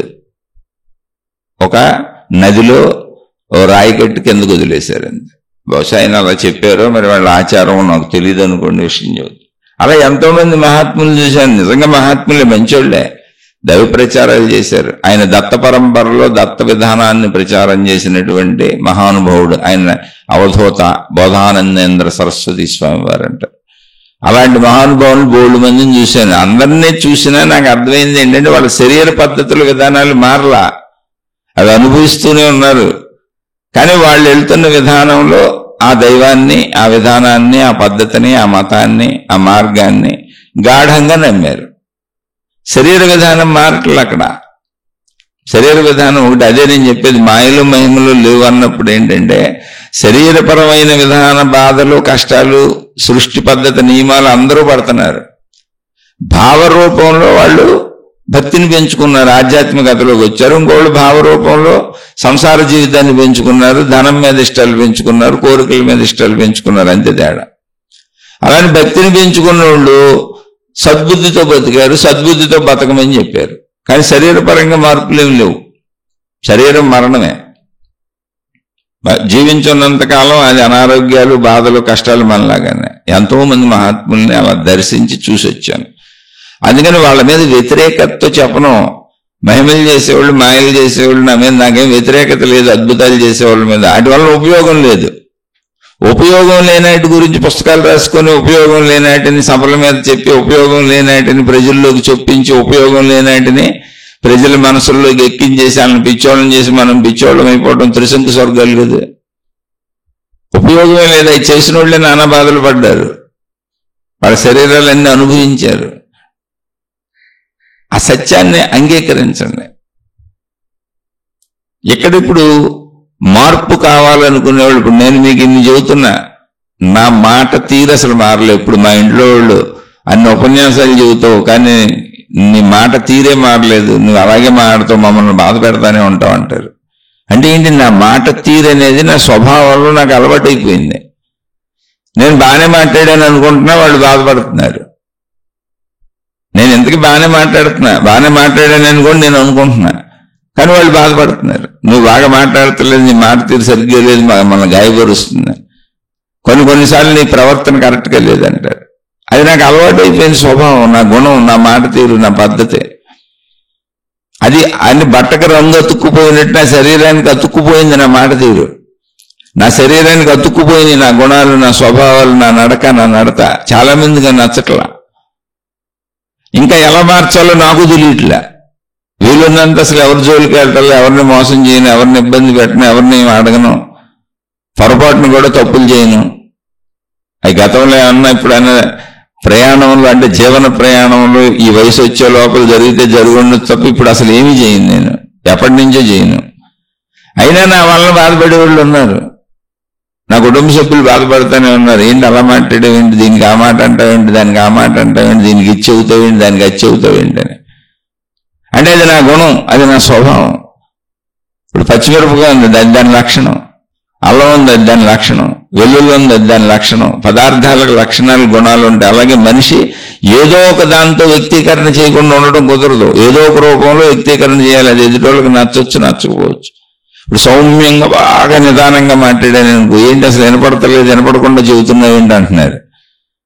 లేదు కొంచెం గట్టిగా చెప్పాను అనుకో, ఎందుకు అంత అరుస్తున్నావు అంటున్నారు. అలా ఏదో ఒకటి జరుగుతూనే ఉంటుంది ఎప్పుడు. అది నువ్వు మార్చుకోలేవు, అది గుణం, అది స్వభావం. చెడును పోగొట్టుకో అంతే. నేను ఎవరికి చెడు చేయను, నా మాట నీకు నచ్చపోతే వినబాగా. ఇప్పుడు నేను చెబుతున్నా, ఇవి నచ్చనోళ్ళు 7 మంది ఉంటారు. నేనేదో జాతకాలు, జ్యోతిష్యాలు, గొడవలు, గోళ్ళు ఎందుకని చెబుతూ ఉంటా. నేను ఆయన నమ్మను, అటు జోలికి వెళ్ళనని. నేను ఆయన నమ్మను అంటే నాకు వాటితో అవసరం లేదు, ఏదో ఒకదాన్నే పట్టుకుంటాను. ఒక దైవశక్తినో, ఒక విశ్వశక్తినో, ఒక ప్రాణశక్తినో, ఒక ఆత్మశక్తినో పట్టుకున్నాక వాటి జోలు నాకు అనవసరం అని. ఈ తాళ్ళు, తాయెత్తులు, రంగురాళ్ళు, ఉంగరాలు ఎందుకు ఈ గొడవ అంతా అని. దానికి నేను ఆయన కామెంట్ పెట్టాడు. ఇవాళ కామెంట్లో చూశాను, ఓపెన్ ఛాలెంజ్, దమ్ముంటే మీదే పెట్టండి, మీ జాతకం చేద్దాం. జాతకాల్లో అన్నీ ఉంటాయి, జాతకం అంతా నిజమే, జాతకాలు నిజమే. ఓపెన్ ఛాలెంజ్ చేస్తున్నా, నీకు దమ్ముంటే నీ జాతకం పెట్టాను, చెబుతా నీ గురించి అని. ఏం చేయని చెప్పి నా కళ్ళ ముందు గొలుసులు సృష్టించి, ఉంగరాలు సృష్టించి, విభూతులు సృష్టించి, బంగారు శివలింగాల నోట్లోంచి తీసిన మహానుభావుడు పక్కన కూర్చున్నా నేను. ఎంతో మంది మహాత్ముల దగ్గర కూర్చున్నా నేను. వాళ్ళ జబ్బాలు తగ్గించుకోవాలా, వాళ్ళ జబ్బాలకు తగ్గించుకోలేదు కదా, తగ్గల. బోల్డ్ బాధలు పడ్డారు వాళ్ళు, అనేక బాధలు పడ్డారు. వాళ్ళ కాళ్ళు ఇరిగిపోయినాయి, వాళ్ళు మహిమలిచ్చారు. ఎంతో మంది క్యాన్సర్లు తగ్గించారు, చచ్చిపోయిన వాళ్ళని బతికిచ్చారు, ఎన్నో రోగాలు తగ్గినాయని బోల్డ్ మహిమలు పుస్తకాలు ఉంటాయి. 100,000 పుస్తకాలు ఉన్నాయి, మహిమలు మాయలే ఆ మహానుభావుడు చేసినాయి.